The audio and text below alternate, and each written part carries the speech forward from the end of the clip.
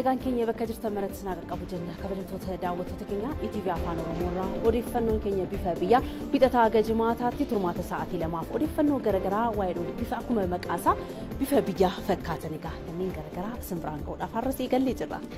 Odeeffannoo bifa biyyaa keenya roobii galgala har'aa isin biraan ga'uudhaan turtii kan taasisu ani Gosaayee Birmajii fi miiltoon kiyya Jamiilaa Jamaal amma kaasee egaa kutaa lamaatti isin biraan ga'uun isin waliin turtii taasifnaa nu waliin turaa odeeffannoo bifa biyyaa keenyas oduu ijootiin eegalla.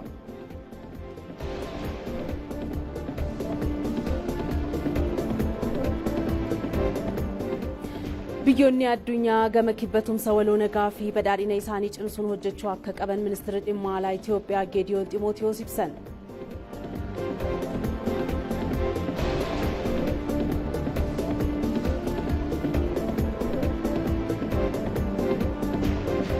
Manni maree magaalaa Finfinnee walga'ii idilee isaa sadaffaa bara hojii afuraffaa taa'een manni marichaa walga'ii idilee isaa kanaan baajata dabalataa bara baajataa 2017 oolu birrii biiliyoona 11 fi biiliyoona 500 raggaasise.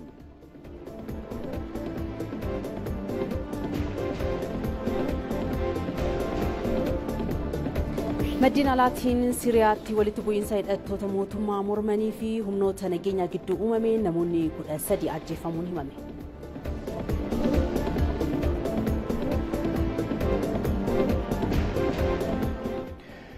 Daawwattoota keenya odeeffannoo bifa biyyaatiin odeeffannoo biizinasii fi ispoortiis qindeeffanneeti kan qabnu odeeffannoo biizinasii galgala kanaa nutti muudhaaf Geetaachoo Gammadaa as istiidiyootti argameeti jira. Geetaachoo mee odeeffannoo kee biizinasii boodarraa qabattee deebitu gabaabsi daawwattoota keenya biraan ga'i.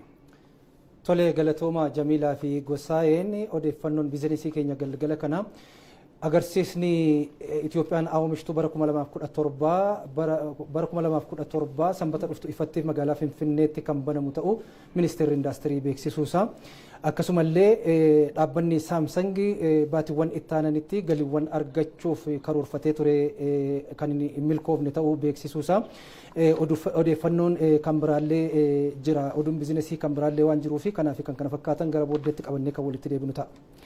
Galatoomii jennaa gama ispoortiitiin immoo kaleessa tapha walakkaa xumuraa waancaa Awurooppaa Shaampiyoons Liigii Awurooppaa kaleessa gaggeeffameen egaa Arsenaal dirree isaatti PSG'n harka kenneetii kan jiru odeeffannoo kanaaf kan biroo immoo Tamasgan Allabbaachoo simbiraan ga'uudhaaf boodarra maal akka fudhatee dhufu simbiraan ga'uudhaaf Tamasgan tuffuu dandeessa.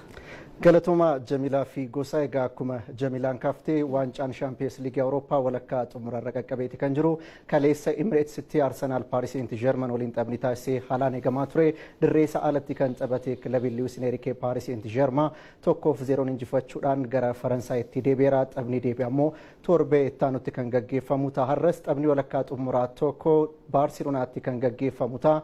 Galgala sa'aatii 4tti kilabiin Ispeen Baarselonaan kilaba Braaw Inter Milaan yookaan kilaba Xaaliyaan waliin taphasaa kan gaggeessu si'oominaan kan eegamu ta'a. Biyya keessaatiin yeroo jalqabnu ammoo dorgommiin Pirimeer Liigii Itoophiyaa torbee 27ffaan har'a eegaleera. Tapha tokko sa'aatii 9 irratti taasifameenis Walaayittaa Dichaa fi Suhul Shiran qabxii qooddataniiru. Gara biyya alaatti dabarrees dhimma Ruudiger kan kaafnu ta'a. Taphataan sirra ittisaa Real Maadriid Antooniyoo Ruudiger balleessaa dalagee hordofee federeeshiniin kubbaa miilaa Ispeen taphoota 6 adabee jira. Kanneen biroo dabalannee gara boodaatti kan deebinu ta'a.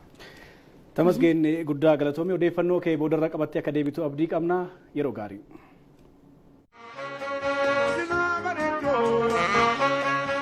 Abbaa gadaa guyyaa boruu guyyootii aadaa waan jabduu aadaan bifa aadaan mul'atu biyyaati akka biyyitti heen Oromoo maraalleetti aadaa jabeessaa biyyittii fi abbaan Oromoo daawwadha aadaan nafa nafuu fi abbaan jabeeffata. Odeeffannoo keenya bifa biyyaa har'aa odeeffannoo garaagaraa qabannee oduuwwan gaggabaaboo isinitti himuudhaan kan eegallu ta'a. Biyyoonni addunyaa gama kibbatumsa waloo nagaa fi badhaadhina isaanii cimsuun hojjechuu akka qaban ministeerri dhimma alaa Itoophiyaa Geediyoon Ximootiyoos himan. Walga'ii jalqabaa ministeerota dhimma alaa BRICS Biraazil Riyoo de Janeerootti taa'ame irratti xumurameera. Walga'ii kana irratti kan argaman ministeerri dhimma alaa Itoophiyaa Geediyoon Ximootiyoos biyyoonni addunyaa gama kibbatumsa waloo isaanii caalaatti jabeessuun nagaa fi badhaadhina addunyaaf caalaatti hojjechuu qabuudha kan isaan jedhan. Biyyoonni addunyaa gama kibbaa qonnaa misoomaa anniisaan teeknooloojiin information communication raayyaa ittisaan daldalaa fi kanneen biroon galma waloo biyyoota dhugoomsuuf akka qabanis dhaamaniiru. Ministirichi waltajjii cinaatti ministeera dhimma alaa chaayinaa Wang Yi waliinis mari'atanii jiru. Marii isaaniinis tumsa waloo biyyoota lameenii dinagdeenii fi daldalaan caalmaatti jabeessuu akka qabanidha kan isaan dhaaman. Dabalataanis Dr. Geediyoon Ximooxiyoos Imireetota Araba gamtoomanii ministeera tumsa idil addunyaa Reem Al Hashimii fi ministeera dhimma alaa Taayiwaan Maaris Saayingaaboon waliin mari'ataniiru. Odeeffannoo birootti yoo ceenu immoo manni marii magaalaa Finfinnee walgahii idilee sadaffaa bara hojii afuraffaa taa'ee jira. Manni marichaa walgahii idilee isaa kanaanis bajata dabalataa bara 2017 oolu birrii biiliyoona 11 fi miiliyoona 500 raggaasuudha kan himame. Bajanni dabalataa ramadamee misooma damee hedduu jalqabaman itti fufsiisu kan oolu ta'uu walgahicha irratti himameera. Walgahii mana marichaan rakkooleen bulchiinsa gaarii magaalattii keessatti mul'atan furuudhaafis hojiin hojjetamuu cimee akka itti fufuudha. Kantiibaan bulchiinsa magaalaa Finfinnee Aadde Adaanach Abeebeen kan himani. Hawaasni tajaajila si'ataa fi hojimaata badaa irraa bilisa ta'e akka argatuuf hojiin to'annoo hojjetamee cimuu itti fufas jedhaniiru.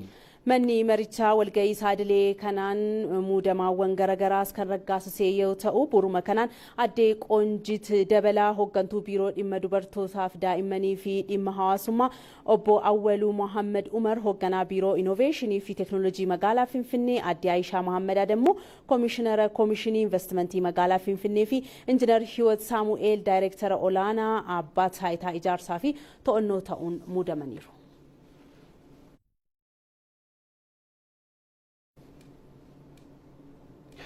Odeeffannoo keenya kan biraatiin Itoophiyaan dirree innoveeshinii fi kalaqaa dargaggoota hojii uumanii fi addunyaa irratti dorgomaa ta'anii uumuuf dandeessuu ijaaraa jiraachuu ministeerri hojii fi kalaqaa Mufaariyaat Kaamil ibsan.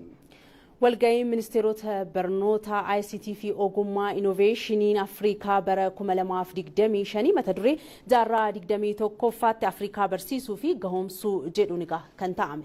Walgahicha irratti kan argaman ministeerri hojii fi ogummaa Mufaariyaat Kaamil walgahiin kun indastiriiwwanii fi dhaabbilee barnoota gidduutti walitti hidhamiinsa uumuun ogummaa guddisuu fi galtee imaammataa walitti qabuuf kan gargaarudha jedhan. Dargaggoonni Afrikaa hojii uumuu innoveeshinii fi misooma kalaqaa irratti gahee akka qabaatan gochuun murteessaa ta'uus dubbataniiru. Fooyya'insi dinagdee Itoophiyaa hojiirra oolchitee dargaggoota hedduufis leenjii ogummaa kennuun hojii akka uuman gochuuf dandeessisaa jiraas jedhaniiru. Kanaanis Itoophiyaan dirree innoveeshinii fi kalaqaa dargaggoota hojii uumuu fi addunyaa irratti dorgomaa ta'an uumuuf dandeessisuu ijaarrachaa jiraachuu himan.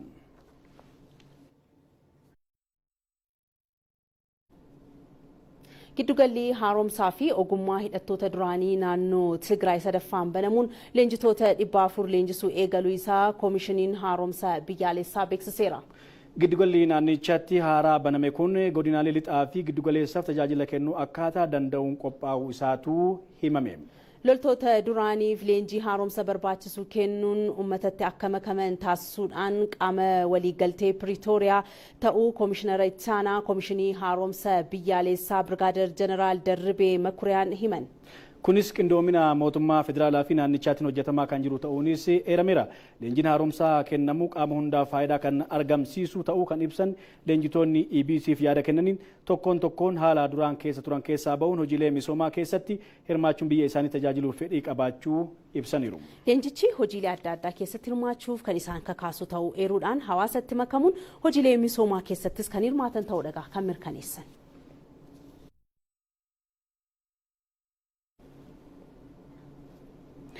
Tattaaffiin oomishtummaa misooma teemirii guddisuuf taasifamu cimee akka itti fufu ministeerri qonnaa beeksise. Oomishni tamirii naannoo Affaar aanaalee Asaayitaa fi Afaanbootti misoomaa jiru hooggantoonni federaalaa fi naannolee akkasumas dhaabbata qorannoo fi misooma tamirii idil addunyaa lifaaniin daawwatameeti kan inni jiru.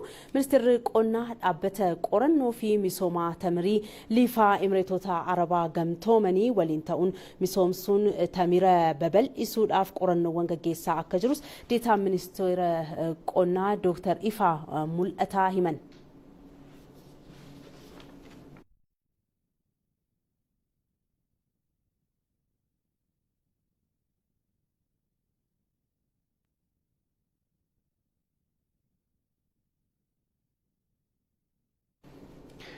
Fooramiin investimentii abbootii qabeenyaa fi mootummaa magaalaa Adaamaatti mata duree Oromiyaa haa oomishtu Adaamaan haa oomishtu jedhamuun gaggeeffamaa jira. Fooramiin kunis akkaataa investoroonni magaalattii hubannoo argachuun carraa hojii uumuudhaaf hojjetan irrattis kan xiyyeeffate akka ta'edha kan himame. Hooggantuu waajjira investimentii magaalaa Adaamaa Aayishaa Isaa magaalaa Adaamaa haala mijataa investimentii qabduun hojiin eegalte gaarii ta'us kan ol hojjechuu akka danda'amus ibsaniiru. Haaluma kanaan gufuuwwan investimentii magaalattii keessa muranis abbootiin qabeenyaa lafa dalleessanii osoo hin irratti hin hojjetin tursanii piroojektonni fudhatamanii dhiisan waan biraaf oolchuun humnaa gadi immoo oomishuu mootummaarraa eeguu ogeeyyiif ajajamuu dhabuu fa'aa akka ta'edha kan himame. Foorumii kanarratti abbootii qabeenyaa magaalittii hooggantoota magaalittii fi qooda fudhattoonni biroon argamaniiru. Riippoortara keenya Tafarii Gammeetuu Adaamaa gabaase.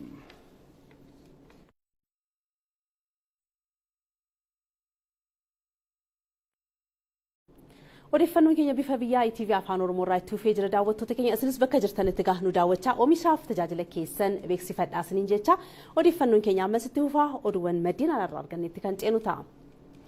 Odeeffannoo maddeen alaa keenyaan Siiriyaan balaawwan walitti bu'iinsa hidhattoota mootummaa mormanii fi humnoota nageenyaa gidduutti uumameen namoonni 13 ajjeefamuun himame.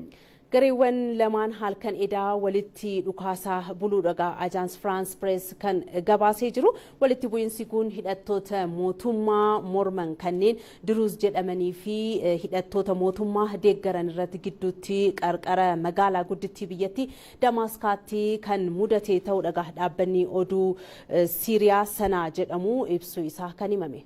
Deeggartoonni hidhattoota Duruuz loltoota isaanii walitti bu'iinsa kanaan ajjeefaman awwaalachuuf wayita baanitti ajjeechaa kana balaaleffachuun haaluu ba'uuf dhaadachaa jiraachuu AFP'n gabaaseera.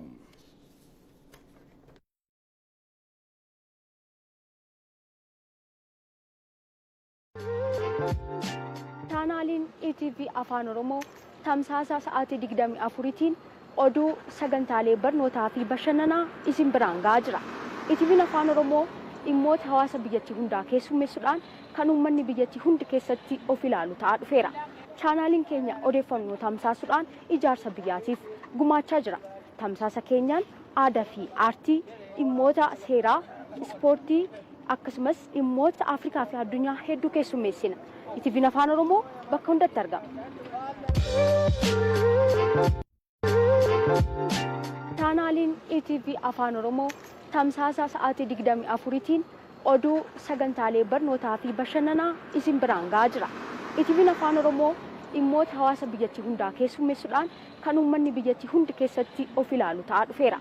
Chaanaaliin keenya odeeffannoo tamsaasuudhaan ijaarsa biyyaatiif gumaachaa jira. Tamsaasa keenyaan aadaa fi aartii, dhimmoota seeraa, ispoortii akkasumas dhimmoota Afrikaa fi addunyaa hedduu keessummeessina.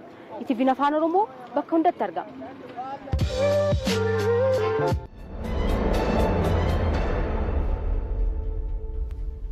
Odeeffannoo keenya bifa biyyaa qabiyyeewwan garaagaraa qabateetii daawwattoota keenya biraan kan gahaa jiru kana keessaa caffee tumaatiin odeeffannoo bal'aa kan isin biraan geenyuun dhimma mana murtii aadaa irratti kan xiyyeeffate ta'a. Keessattuu gaa'ee Jamiilaa manni murtii erga dhiyoo asiitti mootummaan naannoo Oromiyaa keessattuu xiyyeeffatee hojii idilee isaa godhatee hojiitti galuudhaan manni murtii naannoo Oromiyaatti bu'aa guddaa buusaa yeroo qusachaa haqaa abbaa haqaatiif deebisaa akkasumas maallaqallee qusachaa tokko jiru odeeffannoo keenya yeroo garaagaraa qoranneen irra gahuu dandeenyerra Jamiilaa. Eeyyeen odeeffannoon keenya ammaa kanarratti kan xiyyeeffatus gara yaabellootti kan nu deemsisu ta'a yaadaan jechuudha. Manni murtii aadaa iddoo dhugaan abbaa dhugaa fi itti argamuu fi akkasumas qaamni walitti bu'ee itti araaramu ta'uudha kan himame. Miiltoo keenya sattoota shumaa waan qindeeffate qaba hordofnee walitti deemna daawwattoota keenya.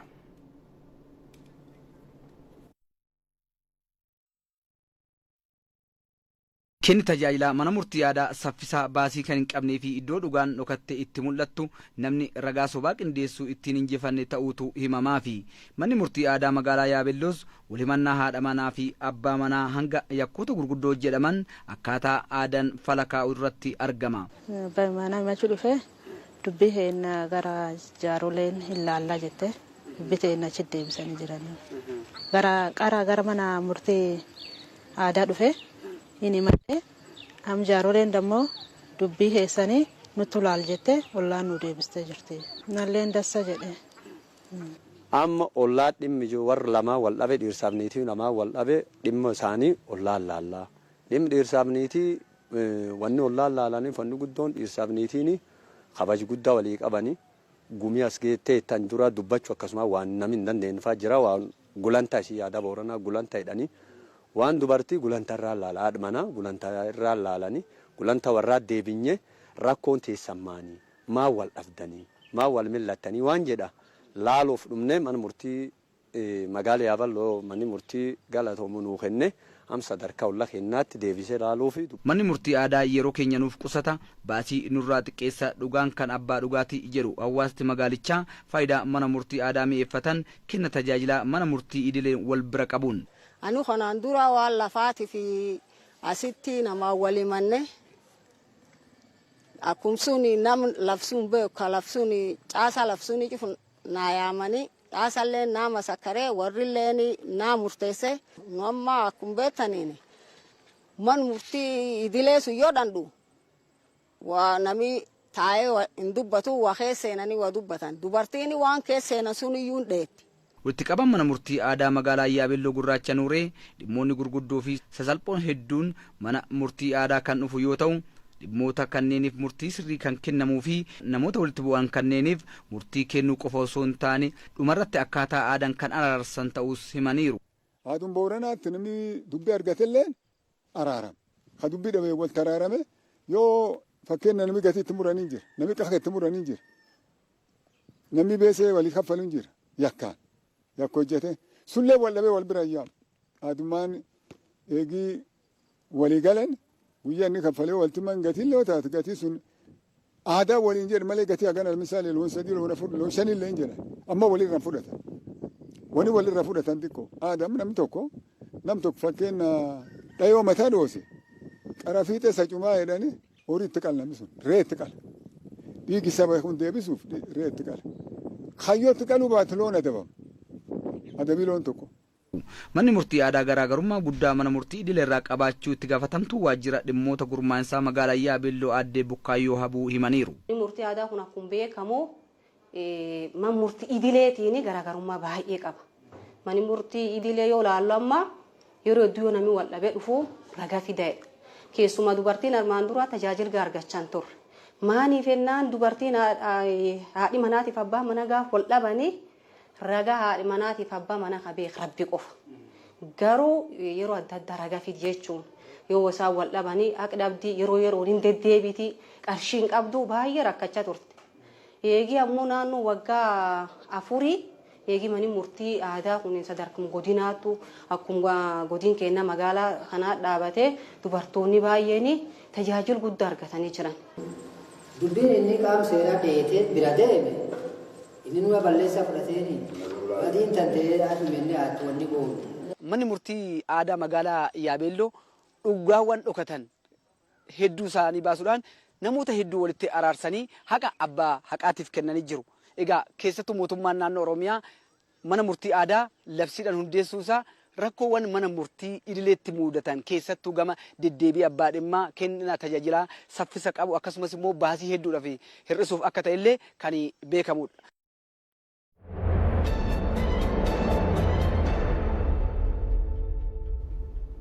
Odeeffannoo keenya bifa biyyaan qabiyyee inni kan biroon immoo haala jiruuf jireenya hawaasa keenyaa kan ittiin sakattaanudha. Uummanni Itoophiyaa gaa sabaaf sablammoonni hedduun aadaa duudhaa garaagaraa bareedinaa miidhaginaa tokkummaa jaalalaan kan biyyatti keessa jiraannudha.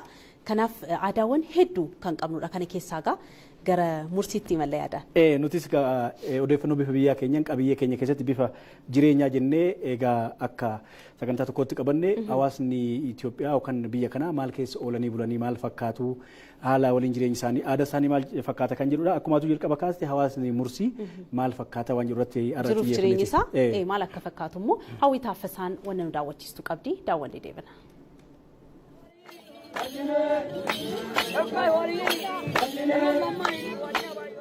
Afaan aadaa fi qubsuma uummata mursii irratti kan xiyyeeffannu ta'a. Godinni kibba Oomoo kan naannoo kibba lixa Itoophiyaa keessatti argamu aanaalee 8 fi bulchiinsa magaalaa tokko of jalaa qaba. Godina kana keessa sabaa fi sablammoota 16 ta'antu jiraata. Isaan keessaa tokko uummata Mursiidha. Lakkoofsa biyyaalessaa bara 2007tti uummanni Mursii 11,500 galmaahee harki caalaan naannoo kibba lixa Itoophiyaa keessa jiraachaa turani. Uummati Mursii aadaa hidhii isaanii jaaji'anii faaya jidduu galchuun akkasumas wallaansoo doongaa jedhamuun beekamu. Dubartoonni Mursii hidhii isaanii jaaji'anii meeshaa faayaa supheerraa hojjetame gidduu galchuu fi dhiisuun murtee dhuunfaa isaaniiti. Shamarri kana gochuu hin feene yoo jiraatte namni ishee dirqisiisu hin jiru.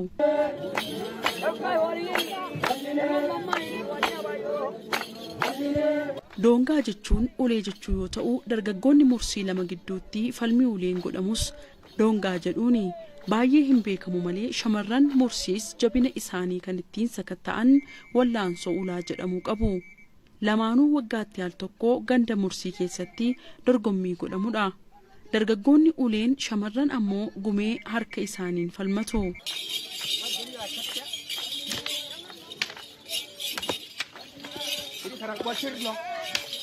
Godina kibba Oomoo keessatti afaanoti maatii afaanota gurguddoo sadan Kuush, Niiloo Saharaa fi Oomotiik akka dubbatamantu himama. Afaan warra Mursii maatii afaanotaa Niiloo Saharaa keessatti ramadama. Afaanichi addunyaa irratti afaanoti muraasi kan qaban amala addaa qabaachuutu himama. Afaanicha wantoota adda godhan keessaa sagaleewwanii fi sirna sagaleessuu walxaxaa ta'e qabaachuu akkasumas akkaataa ijaarsa jechootaa walxaxaa ta'e qabaachuu isaati.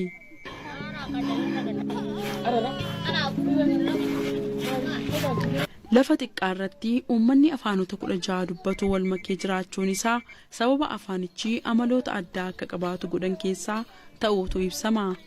Uummati Mursii uummata Kaaboodii, Nyaangaatoom, Aarii, Hamar, Diimee fi Baacaa waliin ollaadha. Lafti isaan irra qubatanii jiraatan lageen Oomoo fi Maagoo jedhamaniin marfamee jira. Paarkiin biyyaalessaa Oomoo fi Maagoos naannawaa isaaniitti argama. Guutummaan guutuutti sadarkaa jedhamuun warri Mursii horsiisee bultoota.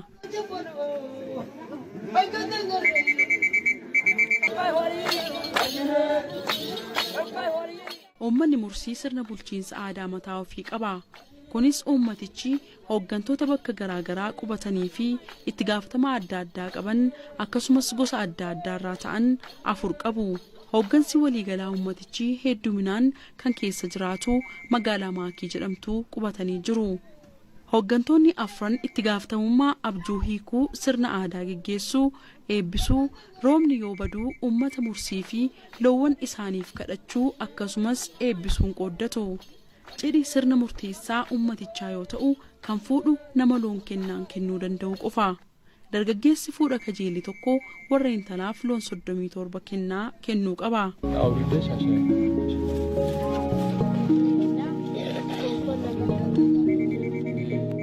Uummanni Mursii irra caalaa waan lamarraa kan ka'e beekamoodha. Inni jalqabaa sirna lolaa Doongaa yookaan Istiiksi waliin uummanni Mursiin ijoodhaan naannoo Oomoo keessa jiraatu daangaa Sudaan kibbaatti dhiyoo ta'uudhaani.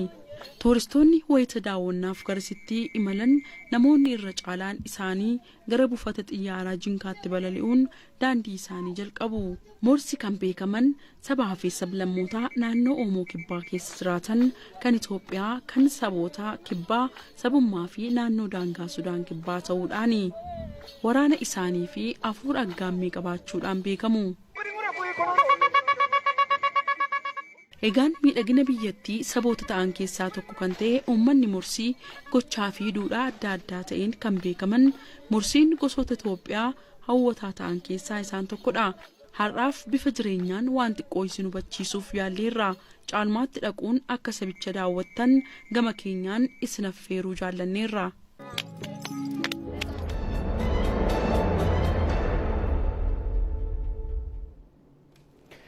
Haala aadaa fi duudhaa oolte bultee uummata Mursii daawwachiifnee daawwattoota keenya walitti deebineeti jirra. Jamiilaa amma immoo egaa yaaturra geenya jirra. Yaatu keenya odeeffannoo biyya keessaa biyya alaa gara miidiyaa hawaasummaatiin tamsa'anii uummata biratti barsiisuu bashannansiisuu jedhan kan miidiyaa ministirii biraan geenye nuti immoo qabannee karaa uummata biraan kan geenyu ta'a. Odeeffannoo keenya yaatu har'aa nutti muudhaaf miiltoon keenya Sisaay Soorichaa as istiidiyootti argameeti jira. Sisaay odeeffannoo kee yaatu itti fufuu dandeessa.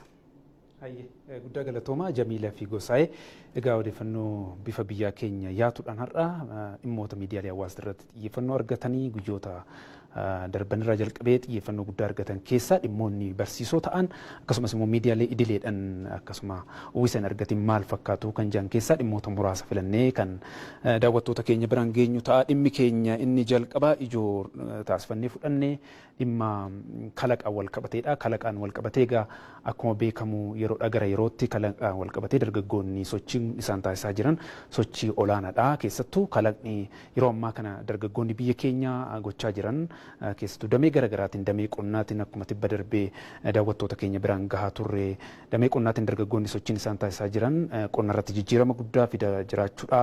Teekinooloojii qonnaan wal qabatan baasuu keessatti dargaggoonni sochiin isaan taasisaa jiran sochii guddaadha. Sadarkaa biyyaattis egaa dhimmi kun xiyyeeffannoo argatee sadarkaa ministeera muummeetiin sochiin guddaan taasifamaati jira. Ministeerri muummee karaa fuula miidiyaa hawaasummaa isaaniitiin yeroo dargaggoota kalaqa qabanitti jajjabeessan dhimmoota isaan irratti hojjechaa jiran yeroo itti ibsan dhimmi kun xiyyeeffannoo argachuu isaati sadarkaa biyyaatti. Egaa kanaan wal qabatee sadarkaa naannoo Oromiyaatti dheengadda akkuma beekamu sadarkaa barattootatti kalaqni sadarkaa barattootatti dorgommiinsaa jalqabamuunsaa kan yaadatamudha.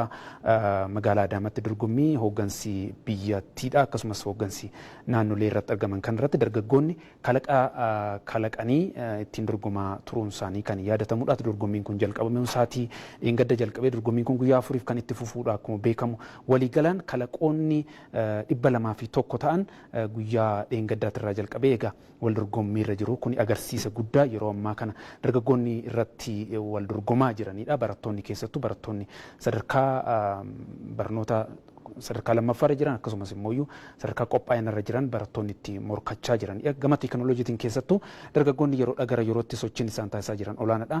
Egaa agarsiisa fi dorgommii naannoo Oromiyaa guyyaa 4 jalqabame kanarratti wanti addaa yeroo ammaa kana miidiyaa hawaasaa irratti xiyyeeffannoo argatee miidiyaan hawaasaatiin waliif qoodamaa jiru keessa dhimma konkolaataa amma asirratti arginu tanaati. Konkolaataan tun egaa akkasitti laallu egaa Teeslaa fakkaatti. Teeslaan akkuma beekamu konkolaataa biyya addunyaa irratti yeroo ammaa kana gatii guddaa qabu, gatii jabeessa qabudha.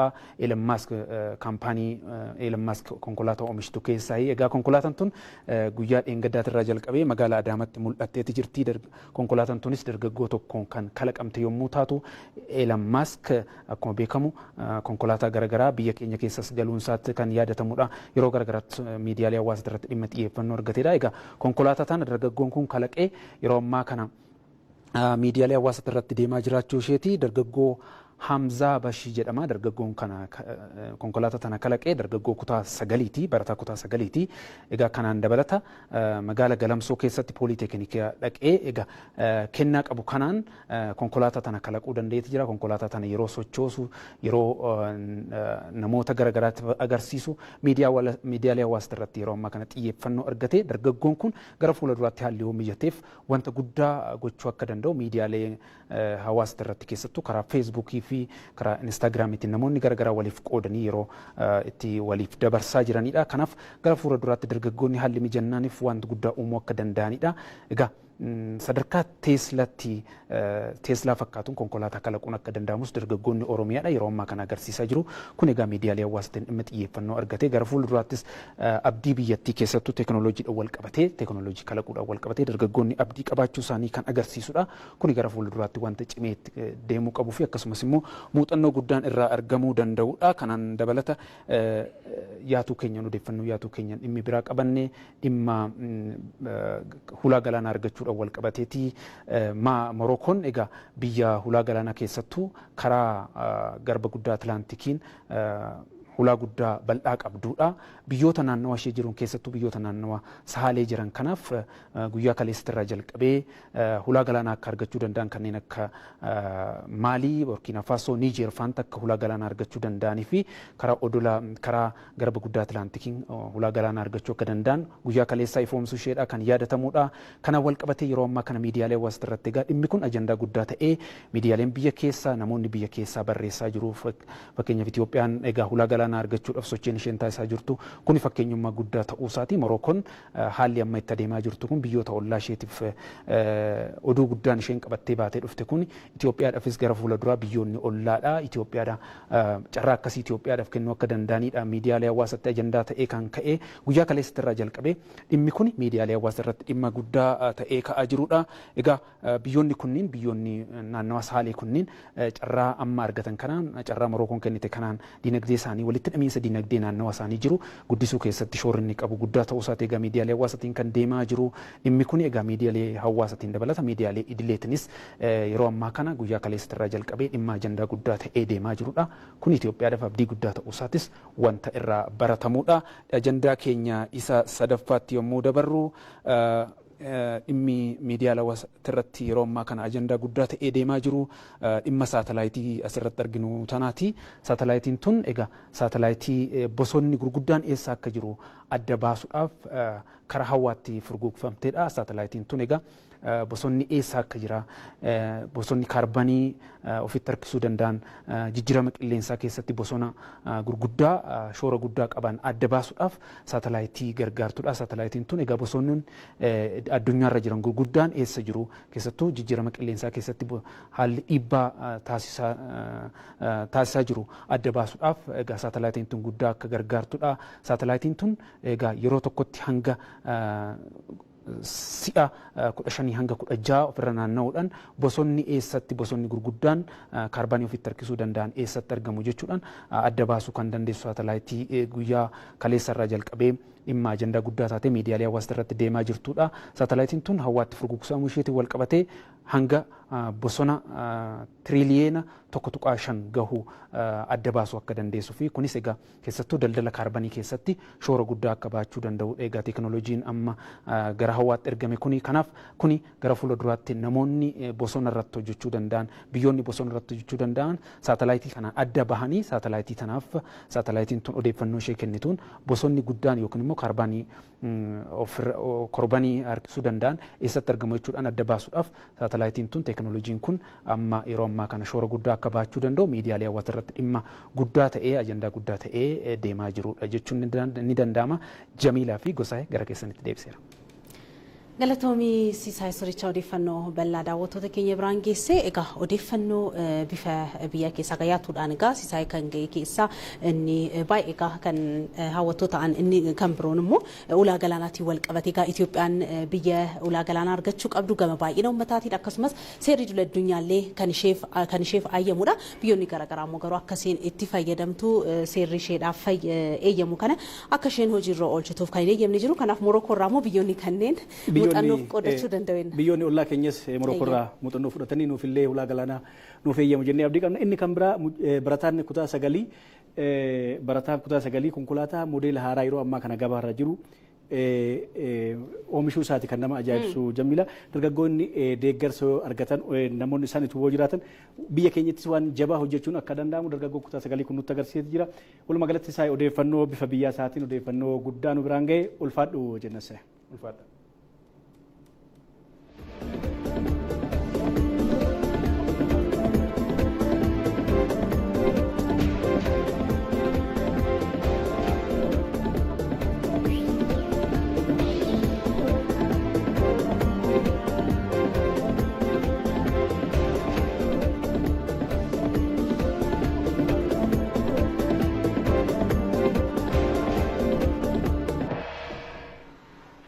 Qabiyyee keenya odeeffannoo biyyaa kanneen biroo simbiraan geenyuun immoo biizinasii fi ispoortii yeroo simbiraan geenyurra dhiyaanneeti kan jiru nu daawwadhaa jechuudhaan kallattiidhaan gara odeeffannoo keenya bifa biyyaa qabiyyee biizinasii fi ispoortiitti ceenaa nu waliin tura.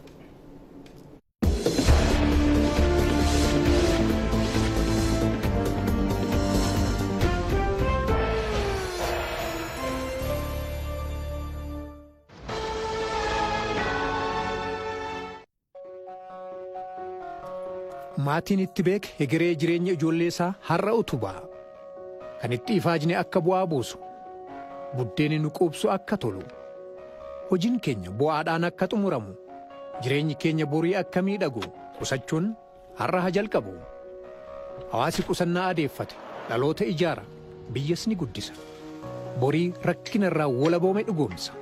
Kan carraaqqatan hojii uumu qabeenyaa horatu nama biraatiifis irkoo ta'u. Aadaa qusannaatiin suutuma suutaan gamoon maallaqaa ijaaramaa waluma harkaa fuudhaa addunyaan duroominaas daraara. Yeroon isaa amma qusannaa har'uma jalqabaa. Iccitii jireenya ittiin miidhagfattan ijoollee keessaniif barsiisaa. Irkoon qabeenyaa bara jabana keessanii qusattan dhalootaa dhalootatti akka ce'u har'uma murteessaa. Baankii Awaashitti qusachuu jalqabaa. Firiin qusannaa lafa gaarii irratti facaaftan boru lattee hortee gumbii qabeenyaa guutti. Baankii Awaash. Akka mooltan kabajamtoota daawwattoota keenya oduu biizinesii galgala kanaa kan isinitti himu Geetaachoo Gammadaati. Agarsiisni Itoophiyaan oomishtuu bara 2017 sanbata dhuftu ifatti magaalaa Finfinneetti kan banamu ta'uu ministeerri indaastirii beeksise. Ministeerri indaastirii Malaakuu Allabal agarsiisa laalchisuun miidiyaaleef ibsa kennan. Sosochii Itoophiyaan oomishtuun rakkooleen indaastirii dhawaataan akka furamu taasisuun dandeettii oomishtummaa isaanii akka gabbifatan taasisaa kan jiru ta'uu Malaakuu Allabal dabalanii himaniiru. Sosochiin kun itti fayyadama oomisha biyya keessaa irrattis jijjiirama qabatamaa fiduusaa dubbataniiru. Agarsiisni sosochii Itoophiyaan oomishtuu sadaffaan sanbata dhuftuu ifatti jalqabama kan jedhan Malaakuu Allabal kaayyoon agarsiisa kanaa inni guddaan oomishaalee Itoophiyaa beeksisuu fi carraa gabaa bal'isuu ta'us ibsaniiru. Walitti hidhamiinsa gabaa uumuu fi sadarkaa qulqullina oomishaa fooyyessuu keessattis shoora olaanaa kan bahu ta'uu dubbataniiru.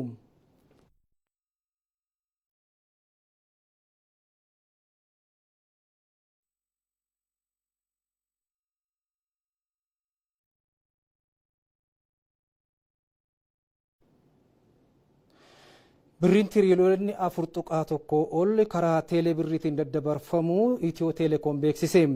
Bara bajetaa 2021 kan waggaa 4 dura ture dhaabbanni Itiyoo Teleekoom appilikeeshinii teelee birrii hojiitti galchuu kan ifoomse. Hojii raawwachiistuun dhaabbata Itiyoo Teleekoom Fireewoot Taammiruu guyyaa teelee birriin itti ifoomerraa eegalee hanga har'aatti birriin tiriliyoonni 4.1 ol daddabarfamuu beeksisaniiru. Hojii raawwachiistuun dhaabbatichaa kan kana ifoomsan sagantaa eebba sirna faayinaansii dijitaalaa wabii jedhamu dhaabbanni isaanii baankii Siinqee waliin misoomsa irratti argamuun haasawaa taasisaniini. Saganticha irratti dhaabbanni Itiyoo Teleekoom Itoophiyaa dijitaalaa 2024 dhugoomsuu fi sirna faayinaansii dhaqqabamaa taasisuuf xiyyeeffannaa olaanaan hojjechaa jiraachuus dubbataniiru.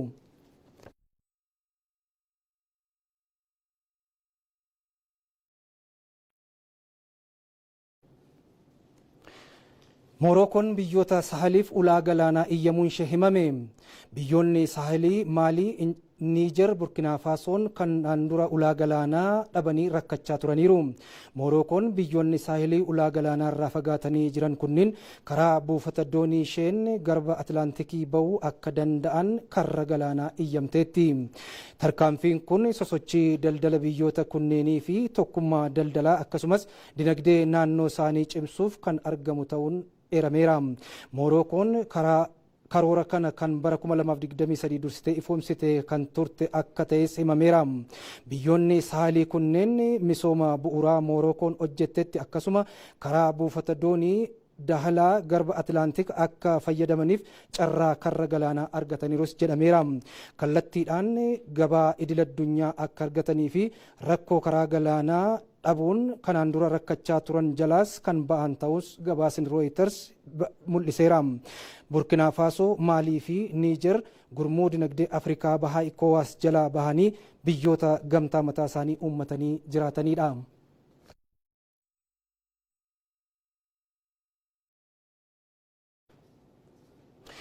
Dhaabbanni Saamsang baatiiwwan ittaananitti galii argachuuf karoorse argachuu akka hin dandeenye ifoomse. Dhaabbanni Ismaart Teekinooloojii guddaan biyya Kooriyaa Kibbaa Saamsang sababa tarkaanfii daballii taarifaa pirezidaantii Yuunaayitid Isteet Ameerikaa Doonaald Tiraamp fudhataniin gatiin bilbila Ismaart Saamsangii fi oomishaalee biroo dhaabbatichaa dabaluu danda'a jedhanii waan yaadaniif shamartoonni baay'inaan dhaabbaticharraa bitaa fi gurgurtaa taasisaa waan hin jirreef ammatti galiin argachaa jiru kan yaadame ol dabalee jiraachuu beeksiseera. Dhaabbatichi baatiiwwan ittaananitti sababawwan tarkaanfii daballii taarifaa Doonaald Tiraamp kanaan fedhiin shamartootaa waan gadi bu'aa dhufeef galiin argatus irrachaa akka deemu asumarraa ifoomseera. Dhaabbanni teekinooloojii ismaarti saamsang biyyoota itti oomisha isaa hedduu itti oomishu keessaa tokko kan taate kooriyaan kibbaa murtoo daballii taarifaa pirezidaanti Doonaald Tiraamp dabarsaniin biyyoota garmalee tarkaanfichi itti hammaate keessaati. Qoqqobbii Doonaald Tiraamp gabaa chaayinaarra kaa'eenis dhaabbanni saamsang oomisha AI gabaa chaayinaaf dhiyeessaa tures gara dhiyeessuu dhaabuutti dhufaa akka jirus himameera.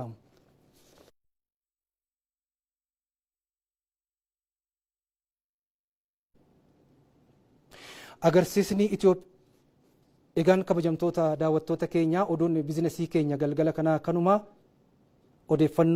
oduu fi odeeffannoon bifa biyyaa itti fufu isaan waliin turtii gaarii.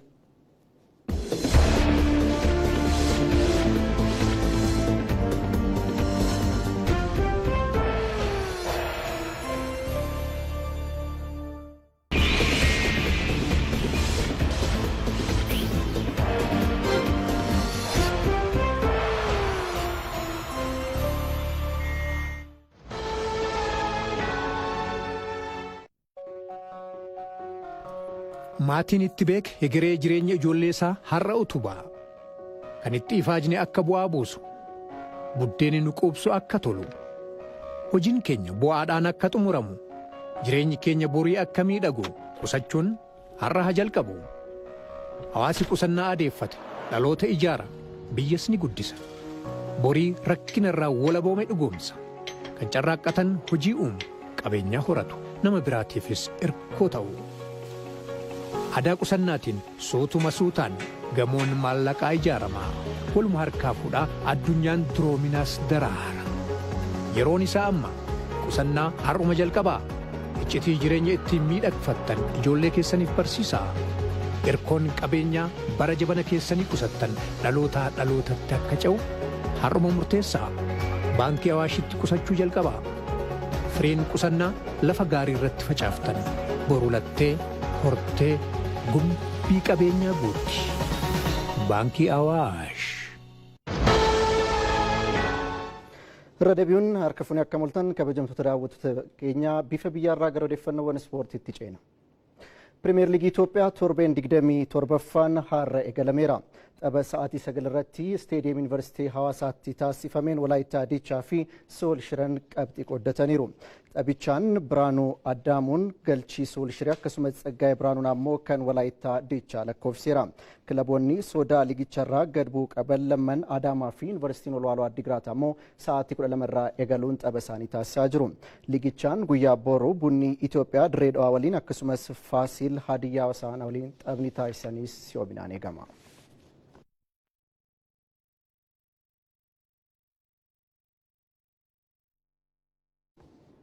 Gara odeeffannoowwan ispoortii maddeen alaarraa arganneetti ceena. Tapha walakkaa xumuraa waancaa shaampiyoons liigii Awurooppaa kaleessa taphatameen Arsenaal dirreesaa Imireetsitti PSG'n injifatameera. Taphichaan kilabiin Faransaay Paaris Seent Jermaan 1-0dhaan kan injifate. Leenjisaan Arsenaal Maayikil Arteetaan akkuma Riyaal Maadriid Saantiyaagoo Barnaabootti injifanneen PSG's gara Faransaayitti imaluudhaan injifachuudhaaf humna qabnaa jechuun yeroo dubbatan leenjisaan Paaris Seent Jermaan Luwiis Enriikeen gama isaaniin kilabiin isaanii cimaa ta'uusaa dubbataniiru. Mustafaan Durallaan dabalata qaba. Hawwii guddaan eegamaa kan ture taphni walakkaa xumura chaampiyoons liigii Awurooppaa injifannoo PSG'tiin goolabameera. Tapha jalqabaan gara Londanii malee Arsenaal waliin Emireet irratti kan taphate shaampiyoonaa liigii Firaans PSG'n qoolii Usmaan Deembeellee takkeettiin Arsenaal injifachiira. Tapha mootanii darbu PSG'n dirreen ala Liverpool goolii 1-0 injifachiin qoolii injifannoo PSG'dhaaf galchuu kan danda'e lammiin Firaans Usmaan Deembeelleen qoolii 26ffaa taphoota 25 bara 2025 keessa taphateen Kaleessa Arsenaal irratti taphicha eegalee daqiiqaa afuraffaa irrattis galchuu danda'eera. Qabxii waliigalaa goolii 5-1 Real Madrid injifatee falmii walakkaa xumuraatiif waggaa 16 booda kan qaqqabe Arsenaal tapha PSG dirree fi deeggarsaa fuulduratti simateen obbaawwan 5 kallattii eeggatan gara karra goolii PSG yaalus ciminaa fi jabeenya Donnaarummaatiin jalaa fashalaa'eera. Bakka Miikaayil Meeriinoo sirra fuulduraa Arsenaaliitiif kan hiriire Leandro Trossardii fi Gabriel Martinelli taphattoota gama Arsenaaliitiin carraa goolii guddaa argatanitti osoo hin fayyadamin hafan yoo ta'an Raamosii fi Baarkollaan taphattoota carraa PSG'n goolii bal'aadhaan Arsenaalittiin injifachuuf argatee turetti osoo hin fayyadamin hafanidha. Taphichaan booda yaada kan kenne dursaan taphattoota Arsenaal Maartin Odegaard qabxii taphichaa Paaris irratti jijjiirree falmii xumuraaf darbuudhaaf humna guutuun gara Paaris ni imalla jedheera. Goolii galchuudhaaf carroomuu baannus carraa goolii argannee turre kan jedhe Miikaayil Arteetaan immoo falmii xumuraaf ni qaqqabna kanaaf ammoo aarsaa barbaachisu hundam Paark de Piraans irratti kanfaluudhaaf qophiidha jedheera. Kana malees taphichi xumuramne daqiiqaa 90 nu hafa kan jedhe Miikaayil Arteetaan wanti xumurame hin jiru carraa guddaa gara Muunik ni malchiisu amma sarkaa qabna jedheera. We are half time and my message has been exactly the same. Pose Real Madrid at home 3-0.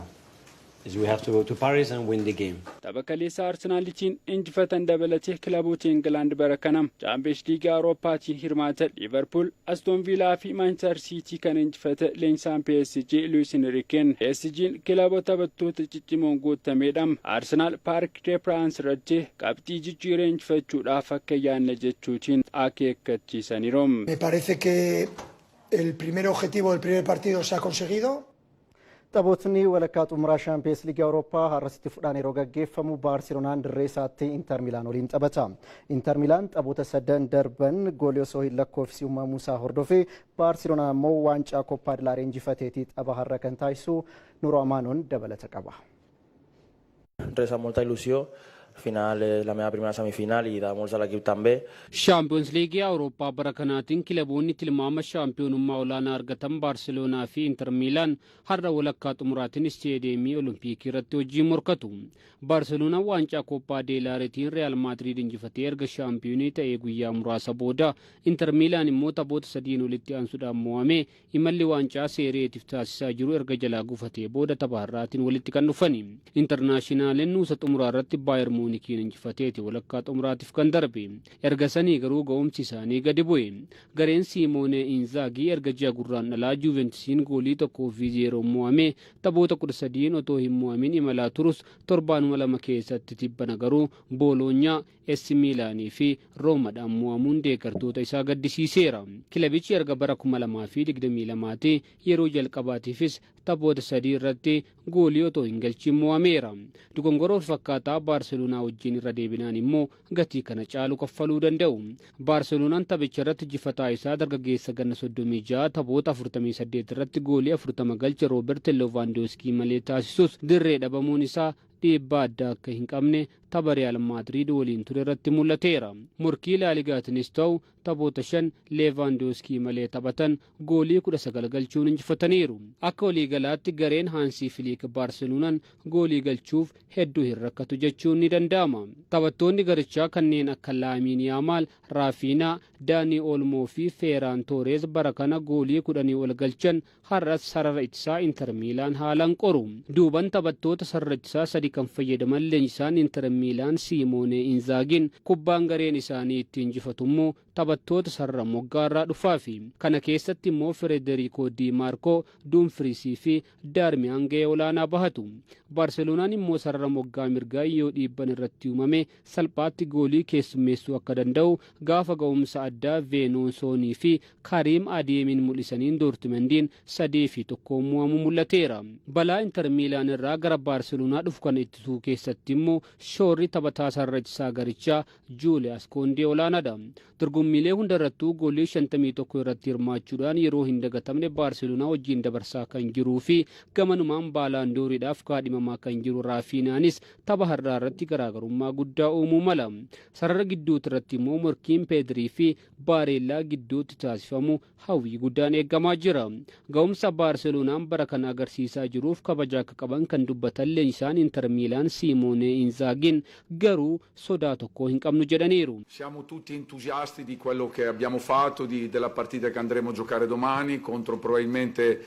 Gitni isaanii Baarseloonaa Haansii Filiik immoo tapha kanaaf wanta nurraa eeggamu dhibbaaf dhibba kennina jedhani. There are some players also in the age, maybe is the last opportunity to reach the final, and they will give 100%. This is clear, and also what we have. Inter Miilaanii fi Baarseloonaan seenaa isaanii keessatti yeroo 12 walitti dhufaniiru. Kanneen keessaa immoo Baarseloonaan yeroo 6 injifachuudhaan olaantummaa qaba. Inter Miilaan immoo yeroo 2 hogguu injifatu kan hafe ammoo qixaan xumurani. Taphni har'a galgalaa sa'aatii 4 irraa eegaluun taphatama. Antonio Rudiger taphoota 6 dabame. Taphataan sarara ittisaa Real Madrid Antonio Rudiger tapha waancaa Copa del Rey Baarseloonaan mo'ame irratti naamusa cabsuun murteessaa taphichaa irratti dhaadachuu isaatiin federeeshiniin kubbaa miilaa Speen adabbii kana kan dabarse. Rudiger sababii adabbii kanaatiin taphoota laaligaa 5 dabalatee tapha jalqabaa laaligaa bara 2025-26 irrattis kan hin taphanne ta'uudha kan addeeffame. Taphatichi miidhama isa mudateen ji'a tokko oliif dirreerraa akka fagaatus BBC'n gabaaseera.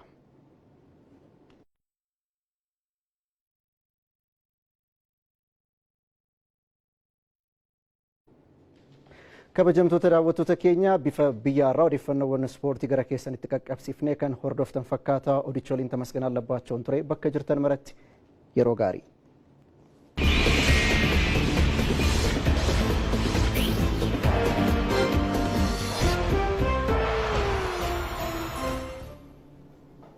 Odeeffannoo keenya bifa biyyaa odeeffannoo garaagaraa simbiraan gahaa jirru kutaa tokkoffaa gara xumuraarra geenyeen immoo raaga haala qilleensaa guyyoota itti aananii maal fakkaata kan jedhu daawwannee deebina.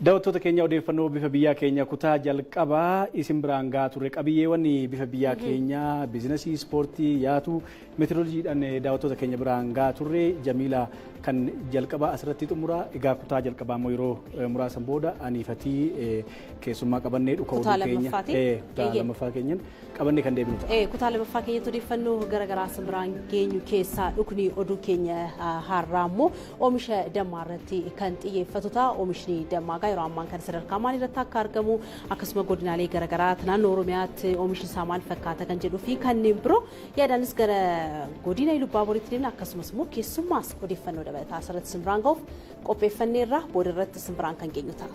Yeroo gaarii.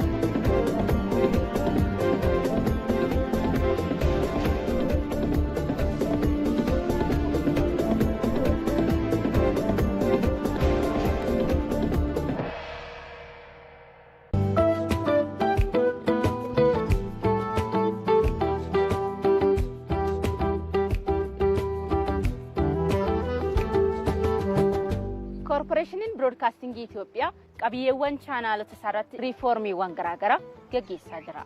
Tamsaasni sa'aatii 24 chaanaalii ETV Afaan Oromoos riifoormiiwwan dhaabbatichaa keessaa isa tokkodha. Chaanaaliin ETV Afaan Oromoo oduu, haala yeroo, sagantaalee barnootaaf bashannanaan miidiyaa filatamee daawwatamu ta'eera. Odeeffannoo biyya keessaa fi biyya alaa kallattii addunyaa hundarraa isin biraan geenya. Yaadaa fi qalbii uummattoota biyyattii walitti fiduudhaan ijaarsa biyyaa keessatti shoora isaa bahachaa jira. ETV'n Afaan Oromoo filannoo keessan jalqabaa haa ta'u. Filattanii waan nu daawwattaniif galanni keenya guddaadha. ETV Afaan Oromoo. ETV Afaan Oromoo.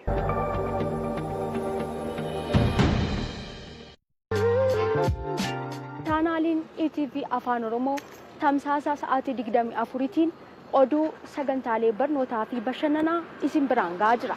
ETV'n Afaan Oromoo dhimmoota hawaasa biyyattii hundaa keessummeessuudhaan kan uummanni biyyattii hundi keessatti of ilaalu ta'aa dhufeera. Chaanaaliin keenya odeeffannoo tamsaasuudhaan ijaarsa biyyaatiif gumaachaa jira. Tamsaasa keenyaan aadaa fi aartii, dhimmoota seeraa, ispoortii akkasumas dhimmoota Afrikaa fi addunyaa hedduu keessummeessina. ETV'n Afaan Oromoo bakka hundatti argama.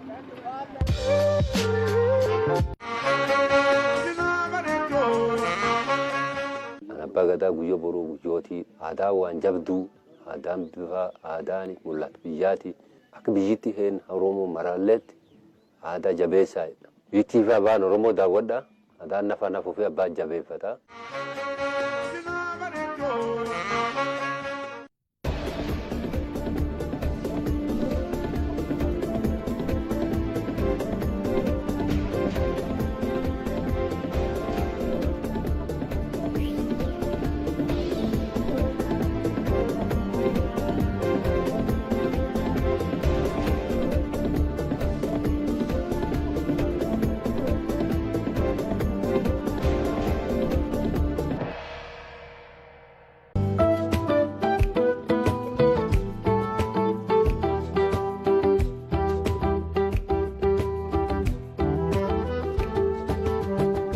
Koorporeeshiniin Biroodkaastingii Itoophiyaa qabiyyeewwan chaanaalota isaarratti riifoormiiwwan garaagaraa gaggeessaa jira. Tamsaasni sa'aatii 24 chaanaalii ETV Afaan Oromoos riifoormiiwwan dhaabbatichaa keessaa isa tokkodha. Chaanaaliin ETV Afaan Oromoo oduu, haala yeroo, sagantaalee barnootaaf bashannanaan miidiyaa filatamee daawwatamu ta'eera. Odeeffannoo biyya keessaa fi biyya alaa kallattii addunyaa hundarraa isin biraan geenya. Yaadaa fi qalbii uummattoota biyyattii walitti fiduudhaan ijaarsa biyyaa keessatti shoora isaa bahachaa jira. ETV'n Afaan Oromoo filannoo keessan jalqabaa haa ta'u. Filattanii waan nu daawwattaniif galanni keenya guddaadha. ETV Afaan Oromoo. ETV Afaan Oromoo.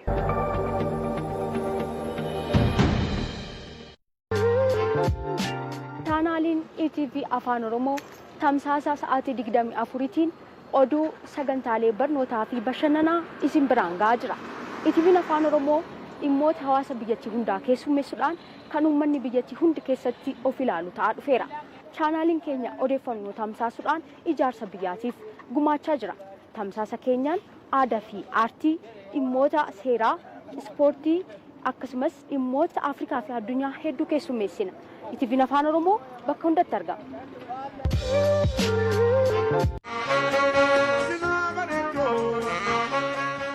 Abbaa gadaa guyyoo boruu guyyootii aadaa waan jabduu aadaan bifa aadaan mul'atu biyyaati akka biyyitti heen Oromoo maraalleetti aadaa jabeessaadha. ETV Afaan Oromoo daawwadha aadaan nafa nafuu fi abbaa jabeeffata.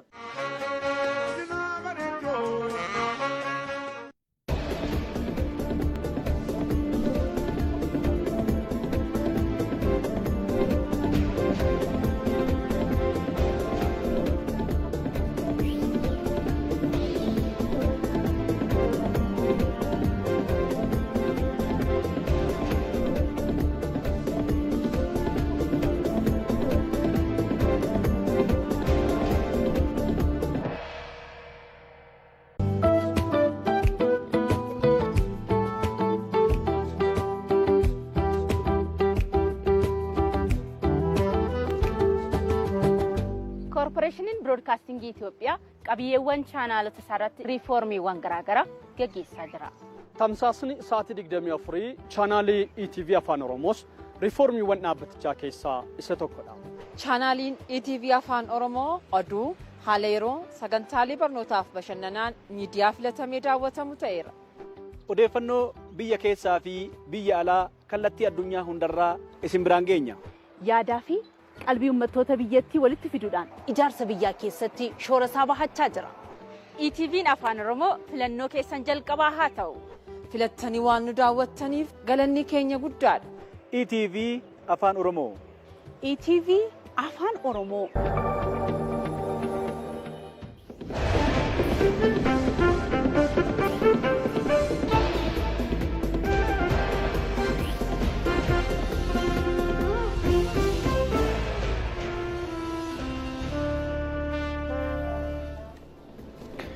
Turtii muraasa booda walitti deebineetii jirra daawwattoota keenya. Odeeffannoon keenya bifa biyyaa kutaa lammaffaa qabiyyeewwan bifa biyyaa keenya garaa garaa qabatee deebineetii jirra. Odeeffannoon keenya bifa biyyaa kutaa lammaffaa immoo oduuwwan ijoo qabannee dursuudhaanis kan eegalu ta'a.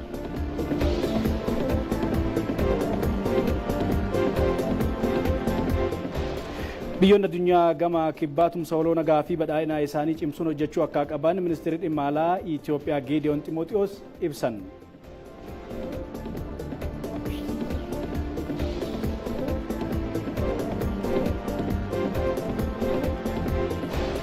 Manni marii magaalaa Finfinnee walga'ii idilee sadaffaa bara hojii afuraffaa taa'ee manni marichaa walga'ii idilee isaa kanaanis bajeta dabalataa kan bara 2017 oolu birrii biiliyoona 11 fi miiliyoona 500 raggaaseera.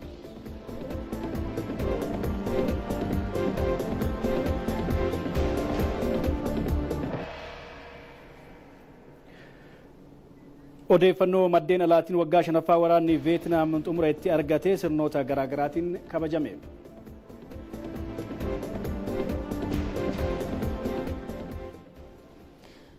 Eeyyeen odeeffannoo bifa biyyaa kutaa lammaffaa kanaan egaa odeeffannoo ijoodhaan biraan keenya dabalata kanneen oduu keenyaan immoo dhimma oomisha dammaa fi qulqullina dammaa irratti xiyyeeffachuudhaan odeeffannoo bal'inaan biraan keenya akkasumas immoo odeeffannoo dabalataa nuuf kennuuf immoo keessummaas affeeranii jira. Keessummaan keenya istuudiyootti kan isaan argaman qorataa dammaa fi qindeessaa inisheetivii misooma dammaa Oromiyaa Dr. Toleeraa Kumsaa jedhamu booda irratti isaan odeeffannoo bal'inaan biraan kan gaantaa kanneeniif kan biroo odeeffannoo keenya bifa biyyaa kutaa lammaffaan isin biraan keenya ammas nu waliin tura.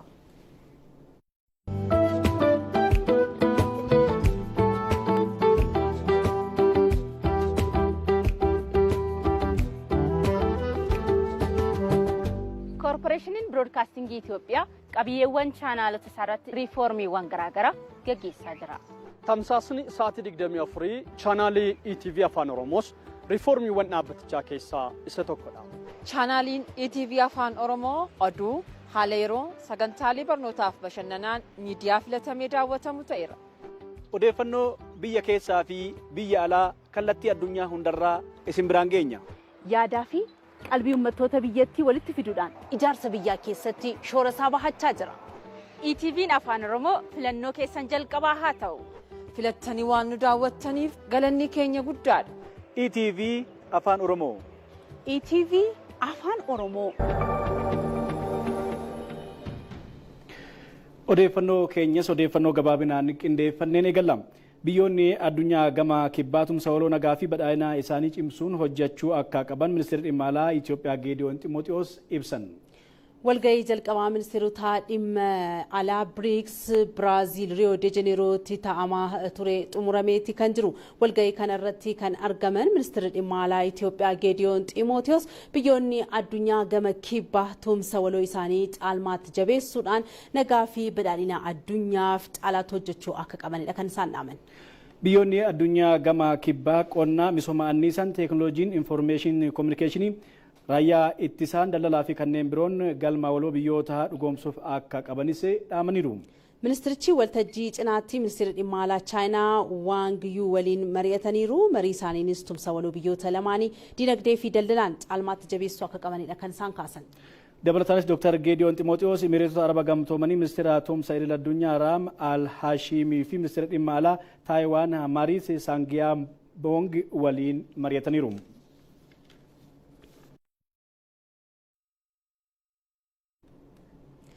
Itoophiyaan dirree innoveeshinii fi kalaqaa dargaggootaa hojii uumamuu fi akkasumas addunyaa irratti dorgomaa ta'an uumuudhaaf dandeessisuu ijaaraa jiraachuu ministeerri hojii fi kalaqaa Mufarriyaat Kaamil himan.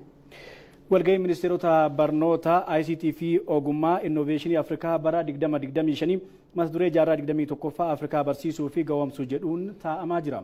Walgahicha irratti kan argama ministeerri hojii fi ogummaa Mufarriyaat Kaamil walgahiin kun indastiriiwwanii fi dhaabbilee barnootaa gidduutti walitti hidhamiinsa uumuun ogummaa guddisuu fi galtee imaammataa walitti qabuu kan gargaaru akka ta'edha kan isaan himan. Dargaggoonni Afrikaa immoo hojii uumuu innoveeshinii akkasumas immoo misooma kalaqaa irratti gahee akka qabaatan gochuun murteessaa ta'uu himan. Fooyya'insi dinagdee Itoophiyaan hojii jala oolchite dargaggoota hedduuf leenjii ogummaa kennuun hojii akka uuman gochuuf dandeessaa jedhaniiru. Kanaanis Itoophiyaan dirree innoveeshinii fi kalaqaa dargaggoota hojii uumuu fi addunyaa irratti dorgomaa ta'an uumuuf dandeessisuu ijaaraa jiraachuu himan.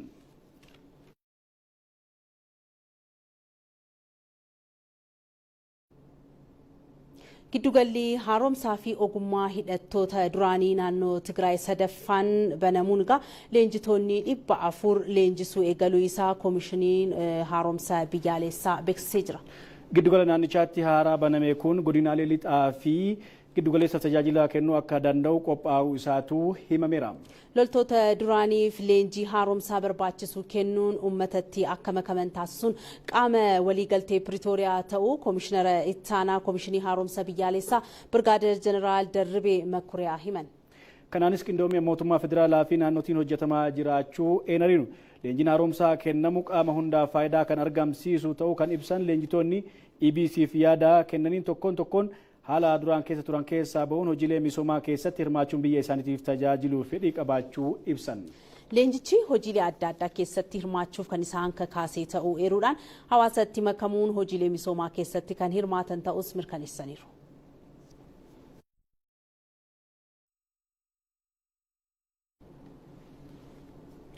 Odeeffannoo keenya gabaabinaan qabannee kan biraatiin tattaaffii oomishtummaa misooma teemirii guddisuuf taasifamaa jiru cimee kan itti fufu ta'uu ministeerri qonnaa beeksise. Oomishni teemirii naannoo Affaar aanaalee Asaayitaa fi Afaan Bootti misoomaa jiru hooggantoota federaalaa naannolee akkasumas dhaabbata qorannoo fi misooma teemirii idil addunyaa lifaaniin daawwatamee jira. Daawwannaa kanarratti teemiriin naannoo Affaar kanatti pirezidaantii Xaanaan naannoo Affaarii fi itti gaafatamaan bulchiinsa lafa naannichaa Umar Nuuruu hooggantoonni olaanoo federaalaa fi naannolee akkasumas hooggantoonni yuunivarsiitii Samaraa argamaniiru.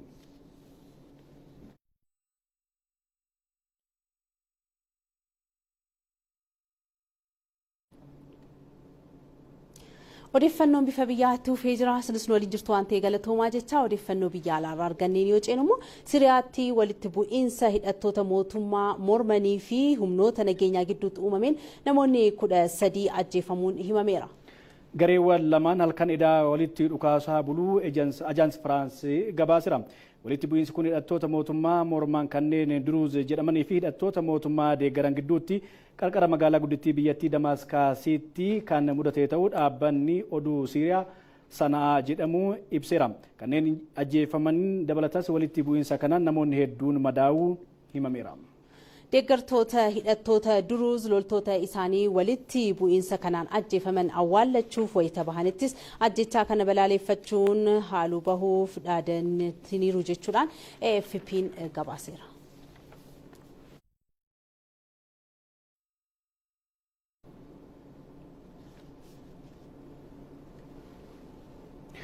Odeeffannoo keenya maddeen alaa kan biraatiin Iraan lammiilee ishee Israa'elii fi basaaseera jettee du'aan adabuu ishee beeksifte.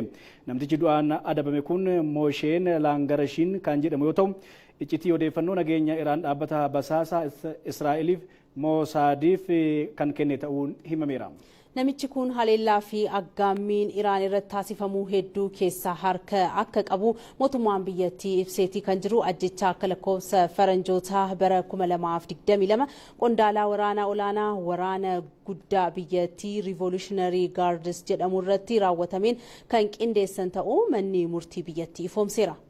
Adabbii du'aa kun haleellaa fi ajjechaa biyyattii raawwatame kanaaf haaloo akka bahutu fudhatameera. dhaabbileen mirga namaa falman gama isaaniitiin murteen adabbii kun haqa qabeessa miti jechuun balaaleffataniiru. Dhaabbanni mirga namummaa Iraan teessoo isaa Noorwee taasifatee moosheen du'aan kan adabamee ragaa dharaa irratti hundaa'uu fi dirqiidhaan yakka ittiin himatame irraa akka amanuu taasifamuun ta'uudha kan himamni. Qondaaltonni Iraan lammiilee biyyattii du'aan adabamuu cimsitee itti fufteetti jechuunis qeeqeera dhaabbatichi. Murteen Iraan kun wayita biyyattiin dhimma niwukilaraa ishee irratti Ameerikaa waliin mari'achaa jirtutti raawwatamuu isaa marii kun akka hin milkoofne taasisuu danda'a sodaa jedhu uumira. Gabaasni kan ajaansi Firaansi Pireesii fi Aljaziiraati.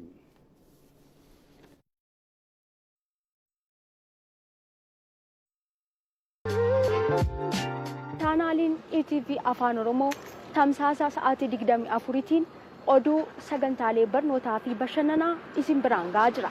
ETV'n Afaan Oromoo dhimmoota hawaasa biyyattii hundaa keessummeessuudhaan kan uummanni biyyattii hundi keessatti of ilaalu ta'aa dhufeera. Chaanaaliin keenya odeeffannoo tamsaasuudhaan ijaarsa biyyaatiif gumaachaa jira. Tamsaasa keenyaan aadaa fi aartii, dhimmoota seeraa, ispoortii akkasumas dhimmoota Afrikaa fi addunyaa hedduu keessummeessina. ETV'n Afaan Oromoo bakka hundatti argama. Odeeffannoo bifa biyyaan simbiraan geenyu qabiyyeenni kan biroon immoo odeeffannoo waqtawaa ta'an simbiraan kan geenyudha. Kanaanis wal qabatee bal'inaan simbiraan geenyuun piroojeektiiwwan gurguddoo bara 2017 ijaarsi isaanii saffisaan xumuramanii tajaajilaaf banaa ta'aa jiran keessaa badhaadhinni Itoophiyaa akka mirkanaa'uuf agarsiistu ta'u ministeerri muummee Itoophiyaa Dr. Abiy Ahmed himan. Ministeerri muummee Abiy Ahmed paarkii Boolee Bulbulaa daawwataniiru. Daawwannicha irratti biyya badhaate uumuuf wareegamni dhalootaa akka barbaachisu yaadachiisaniiru. Miiltoon keenya Ababayyoo kafanii waan qindeeffate qaba. Hordofnee walitti deebina.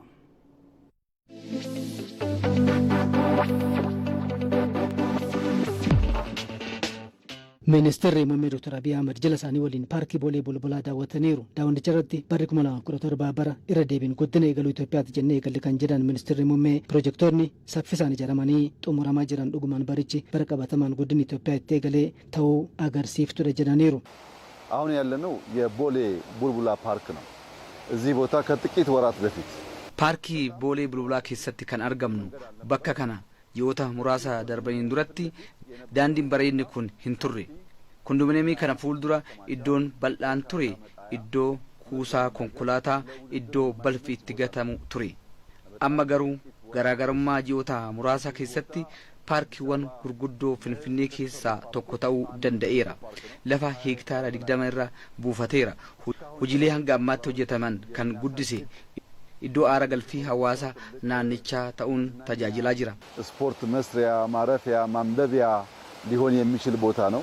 ፓርኪን ቦሌ ቡልቡላ iddoo aara galfii uummata qofa osoo hin taane hidhata misoomaa walirraa hin cinne guutuu Itoophiyaatti raawwatamaa jiruutis jedhaniiru. Misoomni paarkichaa misooma hanga goorootti jiru, gooroo hanga daandii saffisaa Finfinnee Adaamaatti jiru kan walitti hidhee jiru ta'uu ibsaniiru. Misoomni paarkii bulbulaa misooma dhaloota kanaaf ijaaruu qofa osoo hin taane kan dhaloota dhufuutis jedhanii dhalootni badhaadhina mirkaneessuuf wal duraa duubaan wareegama maluu kafaluu akka qabu hubachiisaniiru. ከአሜሪካ ጀምሮ ኦል ዘ ዌይ አደገ የሚባል ሀገር ቢኬድ ዋጋ ከፍሎ ትውልድ ዋጋ ከፍሎ ነው ሀገር የሚሰራው። አሜሪካ dabalatee biyyoonni badhaadhan martuu kan badhaadhan dhaloonni gatii kanfaleeti. Hojiilee gaggaarii hojjetaa jirruun dhalootaaf galaa kaa'aa jiraachuu keenya beeknee laphee guutuun biyya keenya akka ijaarru imaanaa jechuun barbaada. Guddinni gama maraan galmeessaa jirru abdii kan namatti horuudha. Cimnee itti haafufnuun jedha. Du'aa ka'uu Itoophiyaas ni dhugoomsi የሚል ሙሉ እምነት አለኝ። ባየሁት በጣም ደስ ብሎኛል።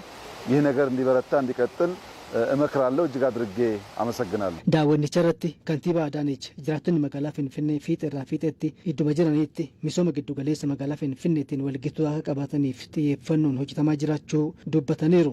አጠቃላይ የቦሌ ቡልቡላ ፓርክ አጠገቡ የምናየው የመንገድ መሰረተ ልማት ደግሞ ወደ 14 ኪሎ ሜትር የሚሸፍን የአረንጓዴ ልማት ስራ ነው የተሰራው። paarkii boolee bulbulaa wal qabatee daandii kiiloomeetira 14 kan hojjetame daandichi magariisummaan kan uwwifamedha. Jiraattonni fiixee magaalattiis iddoo jiranitti iddoo aara galfii bashannanaa akka qabaataniif hojii hojjetamedha. Bu'uuraalee misoomaa fiixeetti babal'isaa jirra jechuudha. ተንፈስ ለማለት መሀል ከተማ መጥተው ሌላ መሰረተ ልማት መዝናኛ ስፍራ የሚመለከቱ ሳይሆን ወደ ህዝቡ እየሄድን ነው። ወደ ህዝቡ ቀረብ እያልን ህዝቡ ወዳለበት ቦታ እነኚህ መሰረተ ልማቶች እያሰፋን ነው። Magaalaa Kombolchaatti agarsiisni industirii fi faayinaansii banamee jira. Sirna baniinsaa agarsiisa kanarratti ministeerri muummee itti aanaa Tamasgan Xiruunee dabalatee hooggantoonni mootummaa federaalaa fi naannoo bakkichatti argamaniiru. Agarsiifni mata duree nageenyi paaspoortii investimentii jedhuun baname kanarratti misooma industirii fi faayinaansii adda baasuuf waliin hojjechuuf kan abdatamu ta'uun himameera. Industiriiwwan biyya keessaa dhibbaa oomishaa fi tajaajila isaanii kan beeksifatanii fi dhaabbilee faayinaansii 50 irratti hirmaataniiru. Sochii Itoophiyaan haa oomishtuu saffisaan gara oomishaatti ce'uun gabaa tasgabbeessuu irratti shoora bahachuu obbo Tamasgen Xiruunee dubbataniiru. አምራችነትና ሰላም እጅግ የተሳሰሩ መሆናቸውን ደሴና ኮምቦልቻ ምስክሮች ናቸው። Nageenyi fi oomishtummaan daran walitti hidhaminsa qabaachuu isaanii Dasee fi Kombolchaan ragaadha. Ummata goota jechuun maalii fi eenyu akka isa fayyaduu ummata beekuu jechuudha. Ummanni Dasee fi Kombolchaa eenyu akka isa fayyaduu bareera. Kanaafuu kan fayyaduu fi hin fayyannee adda baafateera, qaabsaa'eera, ittiseera. Kan isa fayyadanii immoo ofitti dhiyeesseera. Eenyu fi maaltu akka isa fayyaduu ummanni beeku. Bu'aa argatu ijaan arguu kan barbaadu yoo jiraate Kombolchaa dhufee haa daawwatu. Dhaloota waliin hojjechuun oomishtummaa guddisuu fi seenaa hiyyummaa jijjiiruun barbaachisaa akka ta'e siman. በጊዜያችን እንወቅበት፣ በዘመናችን እናምርትበት እላለሁ። Yeroo keenyatti itti haa barru. Bara keenyatti ittiin haa oomishnuun jedha. Yeroon kan ittiin qotan malee kan ittiin dhukaasanii miti. Yeroon kan itti oomishanii malee kan itti wal dhiibanii miti. Yeroon yeroo piroojeektii caakkaati. Yeroo dhukaasa bosonaati miti. Yeroon badhaadhina Itoophiyaa malee kan doofummaati miti. Yeroo hojjetanii oomishanii kan ittiin jijjiiramanii malee yeroo qabeenya namaa itti saamanii fi osoo hin sooratin ittiin badanii miti.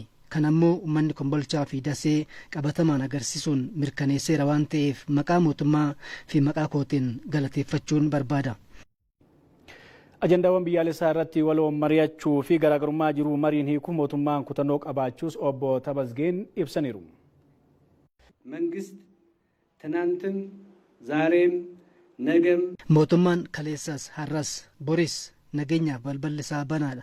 Abbootiin amantaa, jaarsoliin biyyaa, namoonni beekamoon, hawaasni daldalaa, hayyoonni, dargaggoonni fi qaamoleen hawaasaa hundumtuu guddina naannichaa fi biyyaatiif humnoota lootuu danqaa ta'anii karaa badii ammaa qabaniirraa deebi'anii dhiifama uummataa isaaniin nageenya buusanii gaaffiiwwan qabanii karaa nagaan akka dhiyeessan humna dargaggummaa qabanii biyyaa fi naannoo isaaniif akkasuma lammii isaaniif misoomaa fi badhaadhinaaf akka oolchan carraa kanaan waamicha koon dhiyeessa.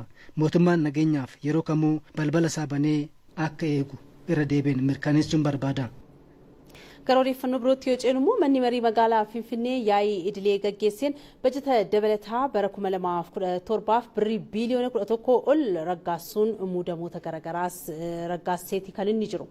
Manni marii magaalaa Finfinnee yaa'ii idilee isaa sadaffaa bara hojii afuraffaa taa'eera.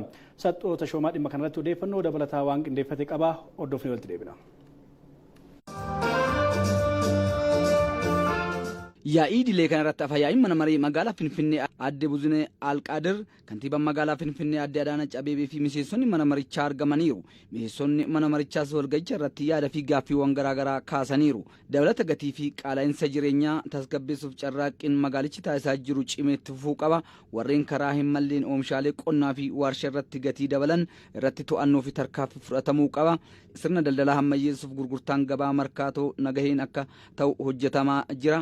To'annoon eegalame garuu teeknooloojiin deeggaramuu fi itti fufiinsa qabaachuu qaba. Kanaafis maaltu yaadamee kan jedhanii fi rakkoowwan bulchiisa gaarii fi kenna tajaajilaa furuuf riiformiiwwan hojjetaman maalirra jiru akkasumas immoo hanqinoota mul'atan haala kamiin furuu danda'ama kan jedhan kaan yoo ta'u gaaffileen biroo kan akka hojiin misooma koriidaraa akka magaalatti eegalame bu'aa guddaa fidaa waan jiruuf gara kutaalee magaalittii hafanitti babal'isuuf maaltu hojjetamaa jira.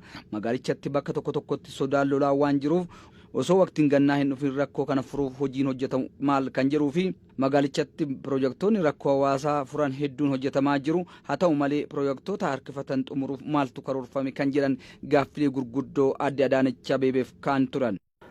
ወጣቶች በኮሪደር ስራው ላይ እንዲሳተፉ በማድረግ ከፍተኛ በኢትዮጵያ ታይቶ በማይታወቅ ደረጃ hojii misooma kooriidaraan carraan hojii bal'aan uumameera. Magaalaa qulqulluu ta'aa jirti. Beekamtii itti argachuu dandeenyeerra. Kun cimee akka itti fufuu abdiin qaba. Ittis boonneerra. Kantiibaan magaalittis deebii fi yaadota kennaniiru. hojii misooma kooriidaraa qorannoo irratti hundaa'uun cimsanii kan itti deeman ta'uu ibsaniiru. የኮሪደር ልማት ከተማውን እየለወጠ ነው። እኛ አካባቢ መቼ ነው የሚደርሰው? misoomni kooriidaraa magaalaan jijjiiramaa jira kan jedhu yaadonnii fi gaaffiin yoomnu bira gahaa jedhu ka'uun isaa kan namatti toludha. Gaaffii fi fedhii misoomaa kana guutuuf kan hojjennu ta'a. Karoora bal'aas qabanneerra. Fedhii fi kaka'umsi ummatichi misoomichaaf qabu karooraan kan deebi'an ta'a. Qaala'insa meeshaa to'achuuf xiyyeeffannoo guddaa gabaa dilbataa fi giddugala gabaaf kennamuu siman. እሁድ ገበያ በተለየ ሁኔታ ገቢ ለመሰብሰብ የማንሄድበት ህዝባችንን የምንጠው የምንደጉምበት ስትራቴጂ ነው። gabaan dilbataa galii walitti qabuun osoo hin taane haalli jireenya uummata keenyaaf akka salphatuuf kan hojjennudha. Kan uummata itti deeggarrudha. Hiyyeessi akka barbaadetti waan qulqulluu fi ho'aa akka bitatuu fi qaala'insi jireenyaa akka salphatuuf ammallee xiyyeeffannoo guddaan ni hojjenna. Haala waliigalaa kenna tajaajila ammayyeessuuf galanni kooriidaraaf haa ta'uutii ijaarsi bu'uuraalee misoomaa teekinooloojii jijjiirama guddaa fideera. Fuuldurri keenya yeroo uummanni komii itti dhageessisu mirga tajaajilamuuf boo'u ni dhaabbata jennee amannaa hojjechaas jirra. Si'a tokkoon jijjiiramuu kan danda'u ta'uu dhiisuu danda'a. Manni maree bulchiisa magaalichaa muudamoota garaagaraa mirkaneessuun xumurameera.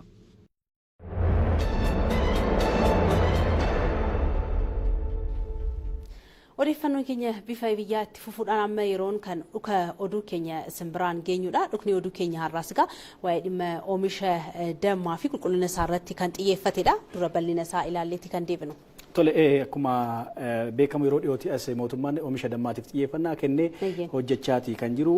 Oomisha dammaa biyya keessa qofatu osoo hin taane gabaa idil addunyaatti dhiyeessee galii sharafa akka argatamuuf xiyyeeffannaa kennee jira. Keessattuu immoo naannoo Oromiyaatti Oromiyaa galaana dammaa taasisne jechuudha. Taasisne jedhameet xiyyeeffannaan hojjetamaa jira. Sanis bu'aa guddaan qabatameeti jira Jamiila. Eeyyeen amma egaa yaadaan gara godina Iluu Abbaaboriitti imalla. Godina Iluu Abbaaboriitti hojiin oomishtummaa dammaa dabaluudhaaf hojjetameen gaagurrii ammayyaa 200 ol tajaajila kennaa jiraachuudha kan himame. Oomishtummaa fooyya'u walqabatee bara darbe damma godinichaa gabaa Awuroopaatti erguun akka danda'ames waajirri qonnaa godinichaa beeksiseera. Hojii alergii dammaa kana immoo caalaatti cimsuudhaaf irratti hojjetamaa akka jiru himamee jira. Godina Iluu Abbaaboriitti lammiileen 64,000 ol hojii misooma dammaa irratti hirmaachaa jiraachuun isaanii himamee jira. Awwal Hussein kan qindeessee haa daawwannu.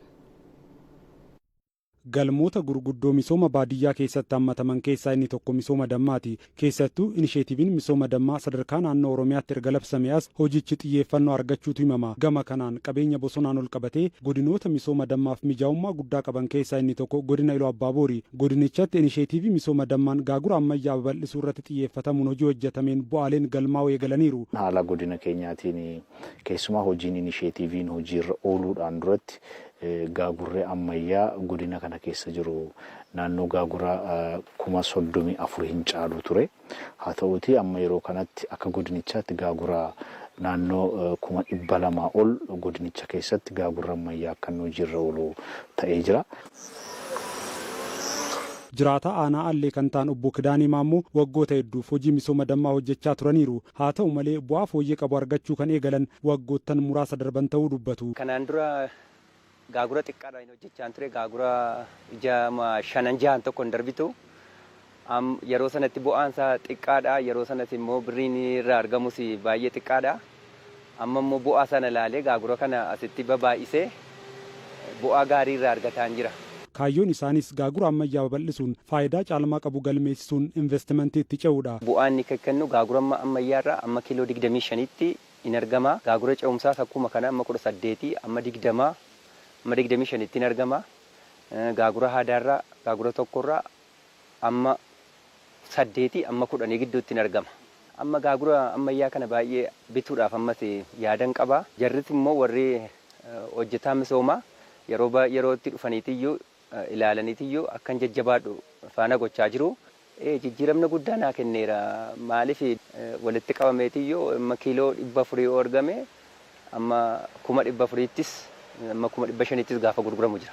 Yeroo boodatti immoo Waaqayyoo jedhe amma boota argadhee jennaan gara investiitti darbee anis waa hojjechuun barbaade. Godina Iluu Abbaaboor aanaa Hurrumuuttis dargaggoo Yoonaas Muhammadii fi hiriyoonni isaa misooma dammaa irratti gurmaa'uun jireenya isaanii fooyyeffachuuf abdii horataniiru. Kilaasterri kun iddoo 3 irra jira jechuudha. Gurmuu 3dha jechuudha. Waldaa 3dha kanas jiru. Kan keenya nama 11 jechuudha. Nama 11 hojjetaa irraa waldaa kanaa jechuudha. Baay'ee mijataadha jechuudha. Kan inni as dhufee galu iddoo kanatti humni isaa gurmuu cimaadha jechuudha. Gurmuu isaa baay'ee cimaadha. Iddoon isaas baay'eedha. Bishaan isaas suma jira. Wanti isa nyaachisu suma jira waan ta'eedhaaf baay'ee kana waan nama rakkisuun qabu keessa jiru waan ta'eef akkasumas nagartan kan. Abdiin jiru baay'ee kan namatti toludha jechuudha. Haalli isaa kan namatti toludha jechuudha abdiin isaa. Kara fuulduraatti waan gaarii waan abdiirraa hin arganna inni yaadnudha jechuudha.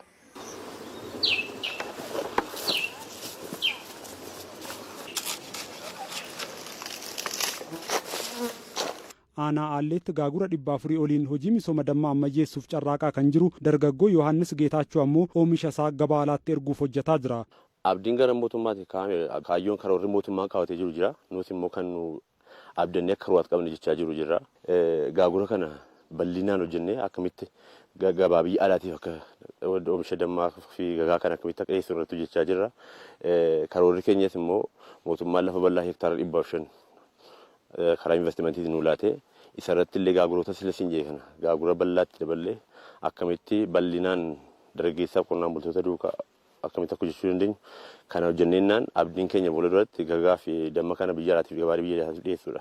Bara darbe godinicharraa damma fooyyee qabu gabaa Awurooppaaf dhiyeessuun akka danda'ame himameera. Bara kanas oomishtummaa fi alergii damma godinichaa cimsuuf hojjetamaa jiraachuun ibsameera.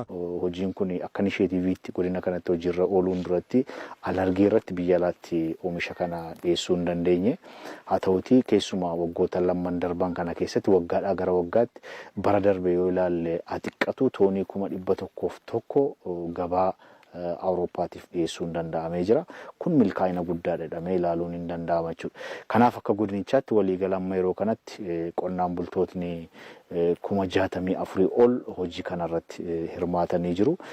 Giddu galeessaanis naannoon oomishni bara kanaa naannoo toonii 16,000 ol akka argamuuf hojjetamaa jira. Yeroo kanatti sassaabbiin isaa amma yeroo kana parsantaa 60 olis oomishni kun sassaabamee jira jechuudha. Godina Iluu Abbaa Booritti waggaa waggaan oomishtummaan dammaa dabalaa jiraachuun himameera. Odeeffannoo kanumarra turre daawwattoota keenya keessummaa keenya qabanneeti kan jiru dhukoo oduu keenyaatiin keessummaan keenyarraas qorataa dammaa fi qindeessaa inisheetiivii misooma dammaa Oromiyaa irraati. Dooktar Toleeraa Kumsaa dooktar waamicha keenya fudhattanii istuudiyootti argamuu keessaniif galatoomaa isiniin jennaan dhufu. Isinillee galatoomaa jenna. Hayyee. Tole dooktar anis anaa dhufu isiniin jedheetiin jira. Mee oomishi dammaa inisheetiivii ta'ee labsamuu sanii jedhatama. Mee erga oomishi dammaa inisheetiivii ta'ee labsame bu'aan qabatamaan gama dammaatiin dhufee jira mee kana nu kaasa hoo jiraate.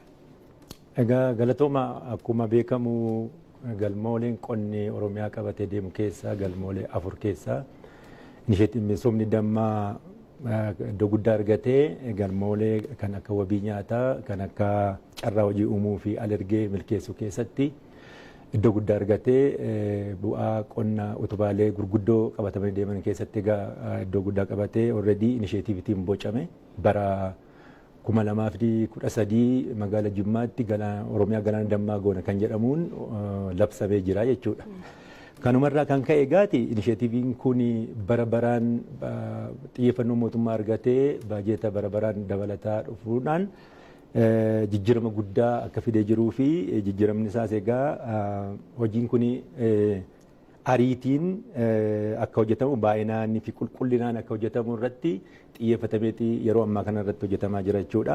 Keessumaayyuu yeroo gara gama baay'inaan yoo fudhanne akka biyyaatti waggaa 5 dura darban keessa gaagura ammayyaa 48 jiran keessa yeroo ammaa kana Oromiyaa qofa keessatti ariitiidhaan hojjetamuun gara gaagura miiliyoona 2.5tti hojjetamee jira jechuudha.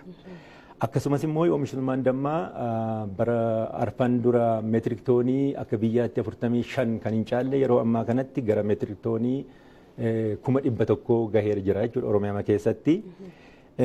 Carraa hojii uumuudhaanis egaa carraa hojii keessatti yommuu ilaallu carraa hojii tokko himaaxaa hojii gaaguraa keessatti gurmaa'anii hojjetanii isaan hojii guddaa argataniiru yeroo ammaatti himaaxaa 250 ol maashinarii gurguddaa qabatanii leenjii fudhatanii gaagura qulqulluu ta'ee kan hojjetanii jiru achi jalatti himaaxaa jalatti namoonni 30 isaa ol qacaramanii hojii guddaatu hojjetamaa jira jechuudha. Fayyadamtoota dabalatee walumaa galatti gara 250 hojii inisheetivii misooma dammaa kana irratti hirmaachaa jira jechuudha. Kunis immoo carraa hojii guddaa uumaa jira jechuudha Oromiyaa keessatti.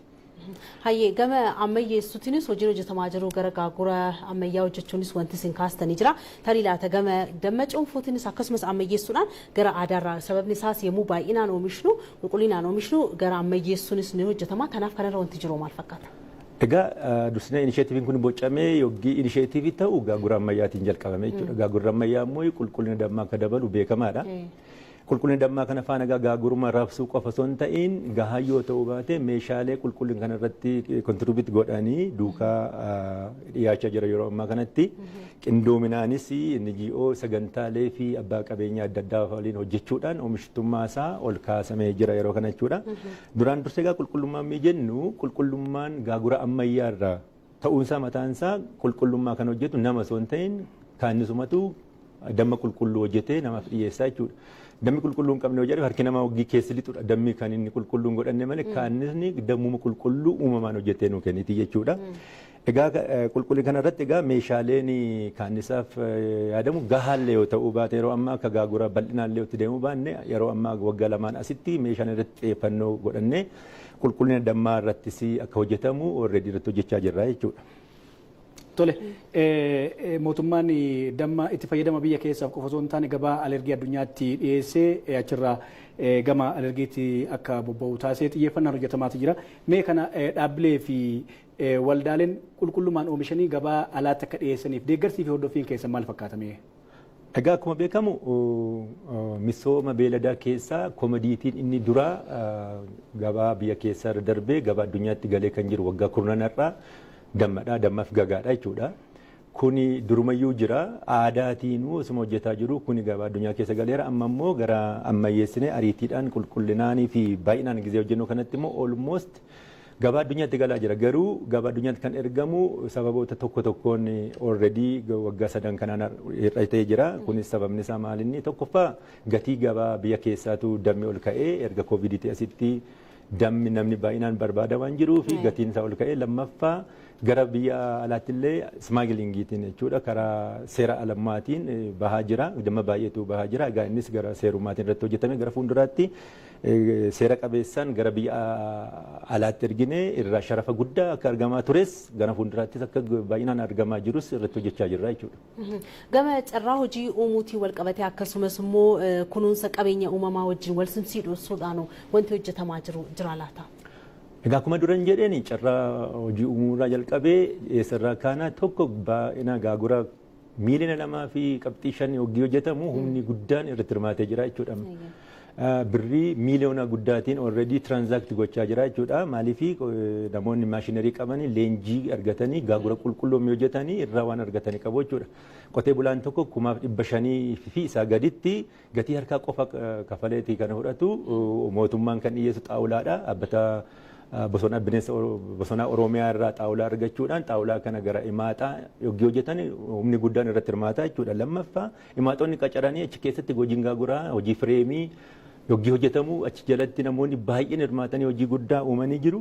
Inni sadaffaan immoo iyyuu fayyadamtootadha. Fayyadamtoonni dur gaaguraa aadaa mukarratti fannisanii hojjechaa jiranii hojii dhiiraa ta'ee qofa kan beekamu amma gara manduubeetti fidanii dubartoonni dargaggoonni lafa hin qabne hojii kana irratti hirmaatanii bu'aa guddaa argachaa jiru jechuudha. Kun egaa amma jedhamu hojiin kaannisaa lafa guddaan barbaadu lafa xiqqoo irratti manduuba irratti lafa hektaara 2 ol namni kaannisa 5 qabu gaagura ammayyaatti jechuudha. Lafa hektaara 2 ol isa qotu caalaa galii guddaa irraa argachuu danda'a jechuudha. Yeroo amma kana keessa lafa guddaa ta'uu hin barbaadinu dargaggoonni baay'inaan amma akkuma himamaa ture lubbaa booriitti dargaggoonni baay'inaan bakka kunuunsa naannoon jiru bosonni jiru sulula misoomee irratti tulluu irratti gurmaa'anii oomisha dammaa yeroo 2 fi 3 ol oomishaa jiru jechuudha. Inni guddaan kan jijjiirame inisheetiif kana irratti tokko gaagura aadaa keessatti oomishni yeroo tokko qofa oomishamu kaannis oomisumaan bosonuma achuma jiruun gaaguruma jijjiiruu qofaadhaan kunuunsuma jijjiiruu qofaadhaan dhiiga kaannisa osoo hin jijjiiriin yeroo 2 fi yeroo 3 oomishamaa jira jechuudha. Yeroo isaa qofa osoo hin ta'in immoo gaagura aadaa tokko irraa kiloogiraamii 7 argamaa kan ture kaannisittiin gara gaagura ammayyaatti jijjiiruudhaan yeroo ammaa kanatti gara Lubbaaboritti kiloogiraamii 40 akka argamu gara giddu galeessaatti immoo kiloogiraamii 25 akka argamaa jiruu fi namoonni kanarratti hirmaatanii gammaduudhaan demand drivenii jechuudha gaafataniiti yeroo ammaa kana gaagura taraa galaniiti baankii siinqeetti gashaniiti eeggachaa jiru jechuudha amma gaagura yeroo kanatti nutu geessisuu dadhabe malee kanaaf immoo qindoominaan NGO'dhaan sagantaalee fi piroojeektoota adda addaa walitti qindeessuun qonni Oromiyaa haala gaariitiin hojjetamaa jira jechuudha yeroo ammaatti. Tole akkuma jalqaba isiniif kaa'atan bara 2013 inisheetiiviin misooma dammaa Oromiyaa galaana dammaa taasifna jedhamu hojiirra ooletti jira. Haa ta'uti garuu godinaaleen misooma dammaatiin yeroo baay'ee boolli ta'anii mul'atan kan sirriitti oomishuun beekaman godinaalee muraasa. Godinaalee Oromiyaa hundatti akka wal fakkaatuuf hojiin hojjetamaa jiru mee maal fakkaata? Egaa inisheetiiv misooma dammaa Jimma irratti labsame yeroo ka'u dursa godinaalee torba naannoo lixaa fi kibba lixaa irratti akka xiyyeeffatamu ture. Booda fedhiin guddaan qotee bulaarraa waan ka'ee fi gara kibba lixaatti illee gara bahaatti illee amma hojjechaa jirra jechuudha. Garuu asirratti wanti beekamuu qabu oomisha dammaa gizee jennu bakka intaakti ta'e bakka bosonni gaggaariin jiru sululli misoome gaggaariin jiru akkuma jedhee kunuunsa naannoo faana walitti hidhata inni guddaan jechuudha. Namoonni gaagura qaban muka dhaabaa oolu jechuudha. Mukoota gosa adda addaa dhaabaa irratti jiraachuudha. Kanaaf kannisuma kennuudhaan kunuunsa naannoo irratti baay'inaan hirmaachisuun ni danda'ama jechuudha. Gaas irratti walqixxummaan distribuushinii akka godinaalee irratti addummaa qaba. Addummaa kan qabu maaliif akkuma poteenshaalii isaatti jechuudha. Akkuma ammas ilaalamee Lubbaabor irratti namoonni bosonaa fi buna kan oomishu bosonni bunni lamaansaa damma ta'a jechuudha. Gara biraanis immoo hawwii guddaa jira garuu gara Baalee otoo fudhannee gara Arsii lixaa otoo fudhannee Arsii otoo fudhannee ammoo yeroo ammaa kana irratti godinaalee 21 fi magaalota 12 irratti hojjechaa jirra garuu inisheetiiviin kun immoo garuu kan labsame godinaalee 15 qofa irrattidha. Godinaalee 15 irratti hojjechaa jiru turuu malee gaagurri hojjetame godinaalee 21 fi magaalota irra bira gahuu danda'a jechuudha. Kanaaf egaa walqixxummaan isaa akkuma poteenshaalii isaatti akkuma humna isaatti addaan bahaadha. Namni damma barbaadu Baalee irratti midhaantu qamadiitu oomishama. Achumaan immoo qorichi aramaa fi qorichi ilbiisaa fi qorichi suni kaannisa waan miidhuu fi fedha isaanii irraa kan ka'aniini already manduubee isaanii irratti nyaata isaaniif oomishaa jiru jechuudha. Isaanillee qaqqabaa jirra. Garuu immoo akkuma sila jedhamaa ture gabaa biyya addunyaatti arguuf damma balkiidhaan oomishuu waan qabnuuf bakka dammi ta'u irratti xiyyeeffannee jirra jechuudha. Hayyee keessummaa keenya dhugaa oduu keenya har'aa Dr. Toleeraa Kumsaa qorataa dammaa fi qindeessaan inisheetiivii misooma dammaa Oromiyaa irraa istuudiyoo keenyatti argamtanii odeeffannoo bal'aa daawwattoota keenya biraan keessaniif galatoomaa ulfaadhaa isin jenna. Galatoomaa isinillee.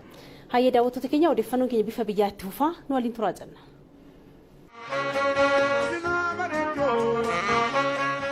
Abbaa gadaa guyyoo boruu guyyootii aadaa waan jabduu aadaan bifa aadaan mul'ata biyyaati akka biyyitti heen Oromoo maraalleetti aadaa jabeessaadha. Biyyitti fi abbaan Oromoo daawwadha aadaan nafa nafuu fi abbaan jabeeffata.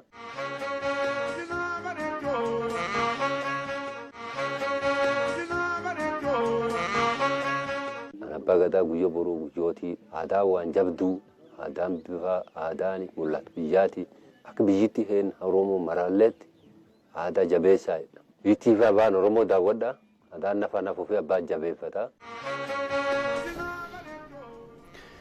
Daawwattoota keenya kan daawwachaa jirtan ETV Afaan Oromoo irraa odeeffannoo bifa biyyaa keenya kallattumaan isin bira ga'uudha. Odeeffannoon keenya akkuma itti fonitti jiru.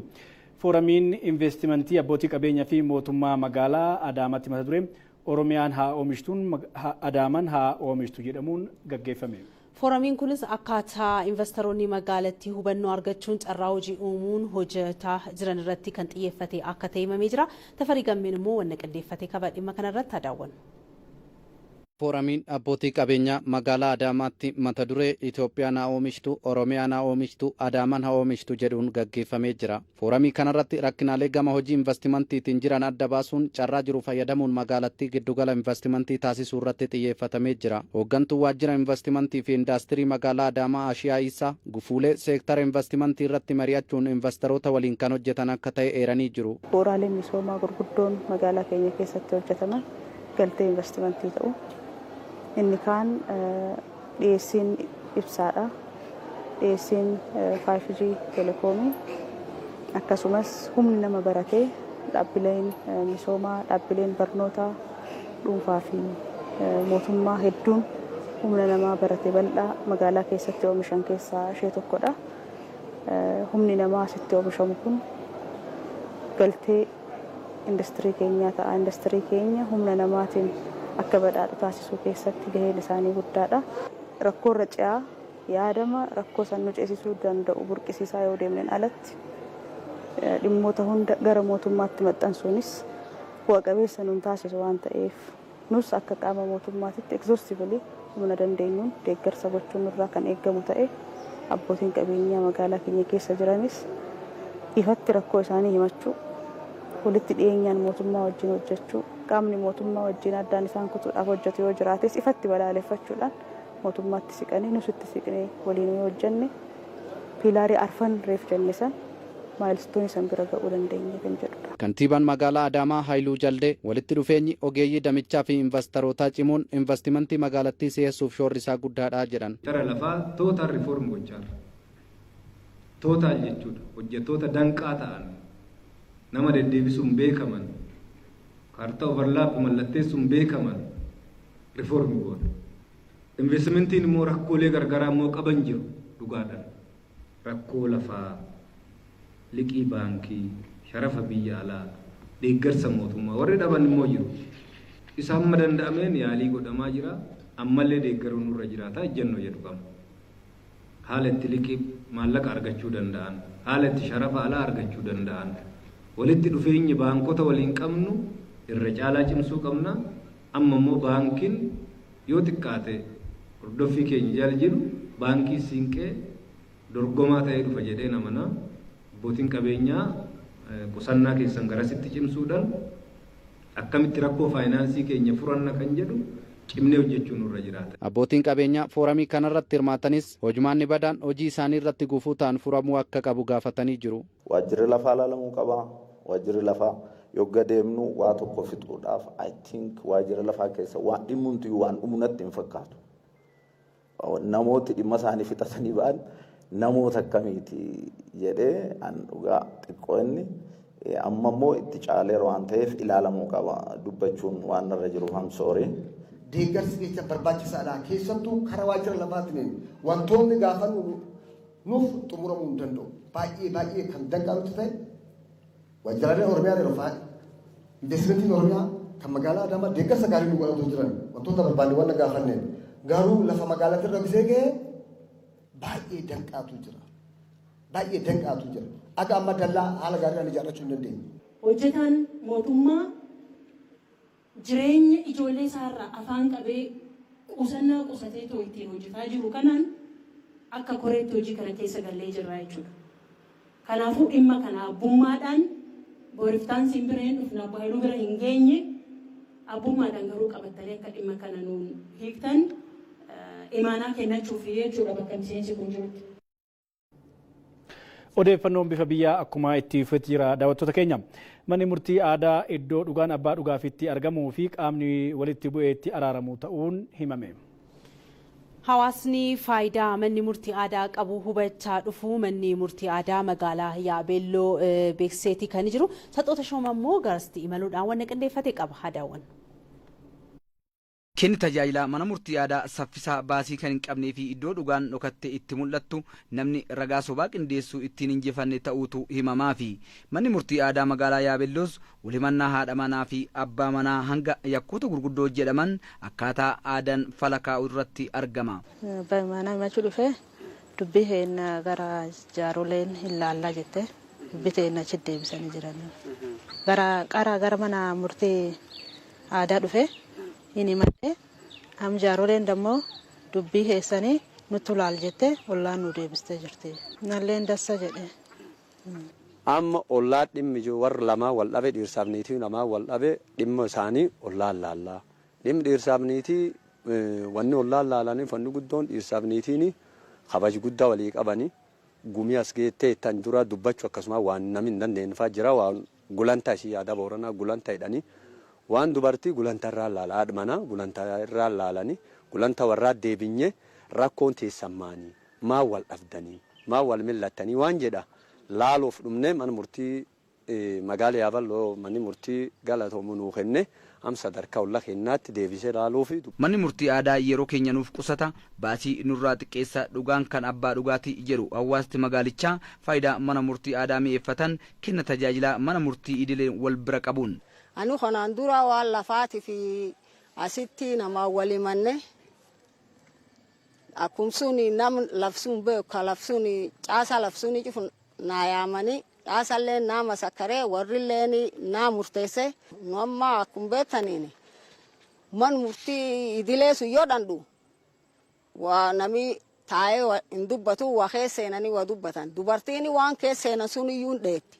Walitti qaban mana murtii aadaa magaalaa Yaabelloo Gurraacha Nuuree dhimmoonni gurguddoo fi sasalphoon hedduun mana murtii aadaa kan dhufu yoo ta'u dhimmoota kanneeniif murtii sirrii kan kennamuu fi namoota walitti bu'an kanneeniif murtii kennuu qofa osoo hin taane dhumarratti akkaataa aadaan kan araarsan ta'us himaniiru. Aadun Booranaatti namni dubbii argatellee araarama. Ha dubbii dhabee walitti araarame yoo fakkeenya namni gatii itti muranii jira namni qaqa itti muranii jira namni beesee walii kaffaluun jira yakkaan. Yakko hojjete sullee wal dhabee wal bira ayyaama. Aadummaan eegii walii galan guyyaa inni kaffalee walti man gatiin loo taatu gatii sun aadaa waliin jedhe malee gatii hagana misaale loon sadii loon afur loon shanii illee hin jedhan amma walirra fudhatan. Wani walirra fudhatan xiqqoo aadaam namni tokko fakkeenya dhayoo mataa dhoose qara fiixee sacumaa jedhanii horii itti qala namni sun ree itti qala. Dhiigi saba kun deebisuuf ree itti qala. Kayyoo itti qaluu baatu loon adabamu. Adabii loon tokko. Manni murtii aadaa garaagarummaa guddaa mana murtii idilee irraa qabaachuu itti gaafatamtuu waajjira dhimmoota gurmaa'insaa magaalaa Yaabelloo aadde Bukkaayyoo Habuu himaniiru. Manni murtii aadaa kun akkuma beekamu mana murtii idileetiin garaagarummaa baay'ee qaba. Manni murtii idilee yoo ilaallu amma yeroo hedduu namni wal dhabee dhufu ragaa fida'edha. Keessumaa dubartiin armaan dura tajaajila argachaa turre. Maaniif ennaan dubartiin haadhi manaatiif abbaa mana gaaf wal dhabanii ragaa haadhi manaatiif abbaa mana qabee rabbi qofa. Garuu yeroo adda addaa ragaa fidi jechuun yoo isaan wal dhabanii aqdabdii yeroo hin deddeebiti qarshiin qabdu baay'ee rakkachaa turte. Eegii ammoo naannoo waggaa 4 eegii manni murtii aadaa kun sadarkaa godinaattu akkuma godin keenya magaalaa kanaa dhaabatee dubartoonni baay'een tajaajila guddaa argatanii jiran. Dubbiin inni qaama seeraa dheetee bira deeme inni numa balleessaa fudhateeni adiin tantee adumeellee haatu wanni boonu. Manni murtii aadaa magaalaa Yaabelloo dhugaawwan dhokatan hedduu isaanii baasuudhaan namoota hedduu walitti araarsanii haqa abbaa haqaatiif kennanii jiru. Egaa keessattuu mootummaan naannoo Oromiyaa mana murtii aadaa labsiidhaan hundeessuu isaa rakkoowwan mana murtii idileetti mudatan keessattuu gama deddeebii abbaa dhimmaa kennina tajaajilaa saffisa qabu akkasumas immoo baasii hedduudhaaf hir'isuuf akka ta'ellee kan beekamudha. Odeeffannoo keenya bifa biyyaa ITV afaan Oromoo irraa simbiraan gahaa jiru daawwachaa jirtu waan ta'eef galatoomaa jenna. Kutaa lammaffaa keenya egaa odeeffannoo bifa biyyaa odeeffannoo biyya alaa irraa argannee bal'inaan daawwattoota keenya biraan geenyuudha kan ceenu.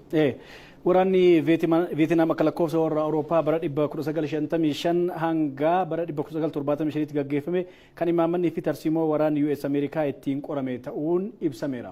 Waraanichaan lammiileen Veetinaam miliyoonootaan lakkaa'aman yoo ajjeefaman waraanichi waggoota 50 har'aa turuudha kan xumuramuu isaati kan himame. Muzayyin Maammaa immoo yaadannoo xumura waraana Veetinaam ilaalchisuudhaan wanna qindeeffate qaba daawwannee deebina.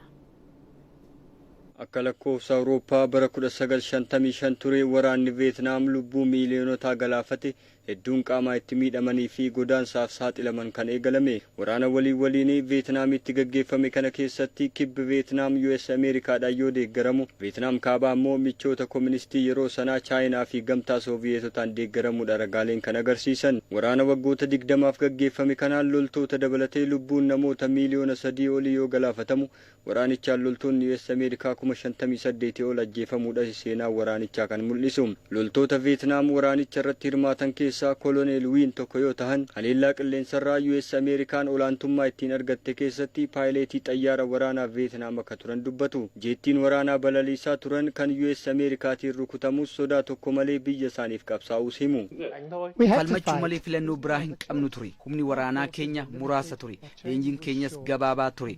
Ameerikaanotaan wal dorgomuu hin dandeenyu ture. Garummoo kuni dhimma jiraachuu fi jiraachuu dhabuu waan tureef kutannoo qabna ture. Waraanichis gaaga'ama waggoota 20 booda akka lakkoofsa Awurooppaa ebla 22 bara 1975 loltoonni Veetnaam kaabaa magaalaa guddoo kibba Veetnaam Saigon Ho Chi Minh City amma to'achuun waggaa 50 irraa ture xumura kan argate. Loltoonni kooministii kaaba Veetnaam magaalattii seenuun waajjira pirezidantii Saigon barbadeessuu hordofees maqaa sirni koominizimii akka hin babal'anne gochuutiin waraanicha keessatti qooda guddaa fudhachaa kan turte US Ameerikaan lammiilee ishee xayyaaraan feetee gara biyyaatti deebiste. Humni waraanaa kooministii Saigon to'achuu hordofee jiraattonni Veetnaam kibbaa hedduu yoo baqatan waraana waggaa 20 kanaan US Ameerikaan milkaa'uu baattus waraanichi Veetnaam garuu biyya tokko taatee akka hundeeffamtuuf bu'uura kaa'ee jira. Injifannoo waggoota 50 dura galmaa'e kana boodas dhaloonni har'aa iddoo awwaalcha gootota durii kana deemuudhaan kabaja isaaniif qabu agarsiisa. Waraanichaan loltoonni Veetnaam 200 ta'an hanga ammaatti as buuteen isaanii dhabamuudhaas ragaaleen kan agarsiisan.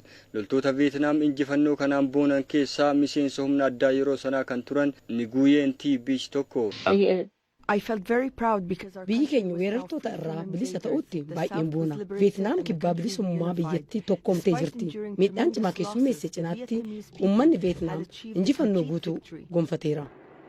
Waggaa 50 har'aa xumura kan argate waraana Veetnaam keessatti lammiilee miiliyoonaan lakkaa'aman ajjeefaman sababeeffachuudhaanis guyyaan yaadannoo isaanii agarsiisa waraanaa fi sirnoota adda addaatiin kabajameera. Gabaasicha qindeessuuf Aljaziiraa odeeffanne. Kabajamtoota daawwattoota keenyaa odeeffannoon bifa biyyaa keenya galgala sa'aatii 12 irraa qabee qabiyyee lamaan odeeffannoo biyya keessaa fi biyya alaa akkasumas qabiyyeewwan odeeffannoo bifa biyyaa keenyaan isin biraa gahaa ture kanan gaa ammaatti daawwachaa turtanii. Qabiyyee lama osoo hin taane kutaa lamaan daawwattoota keenya irraan qabiyyee garaagaraatiin isaan biraa gahaan turreen xumurreetii kan jiru Gosaa Birmajiif Jamiilaa Jamaal odeeffannoo kanneen immoo isin biraan gahaa turmaatas ni jira waan daawwattaniif galatooma isinis bakka jirtan maratti kana booda yeroo mara nu daawwattan oomishaaf tajaajila keessan beeksisa nu waliin taasisni jenna halkan gaarii. Nagaatti.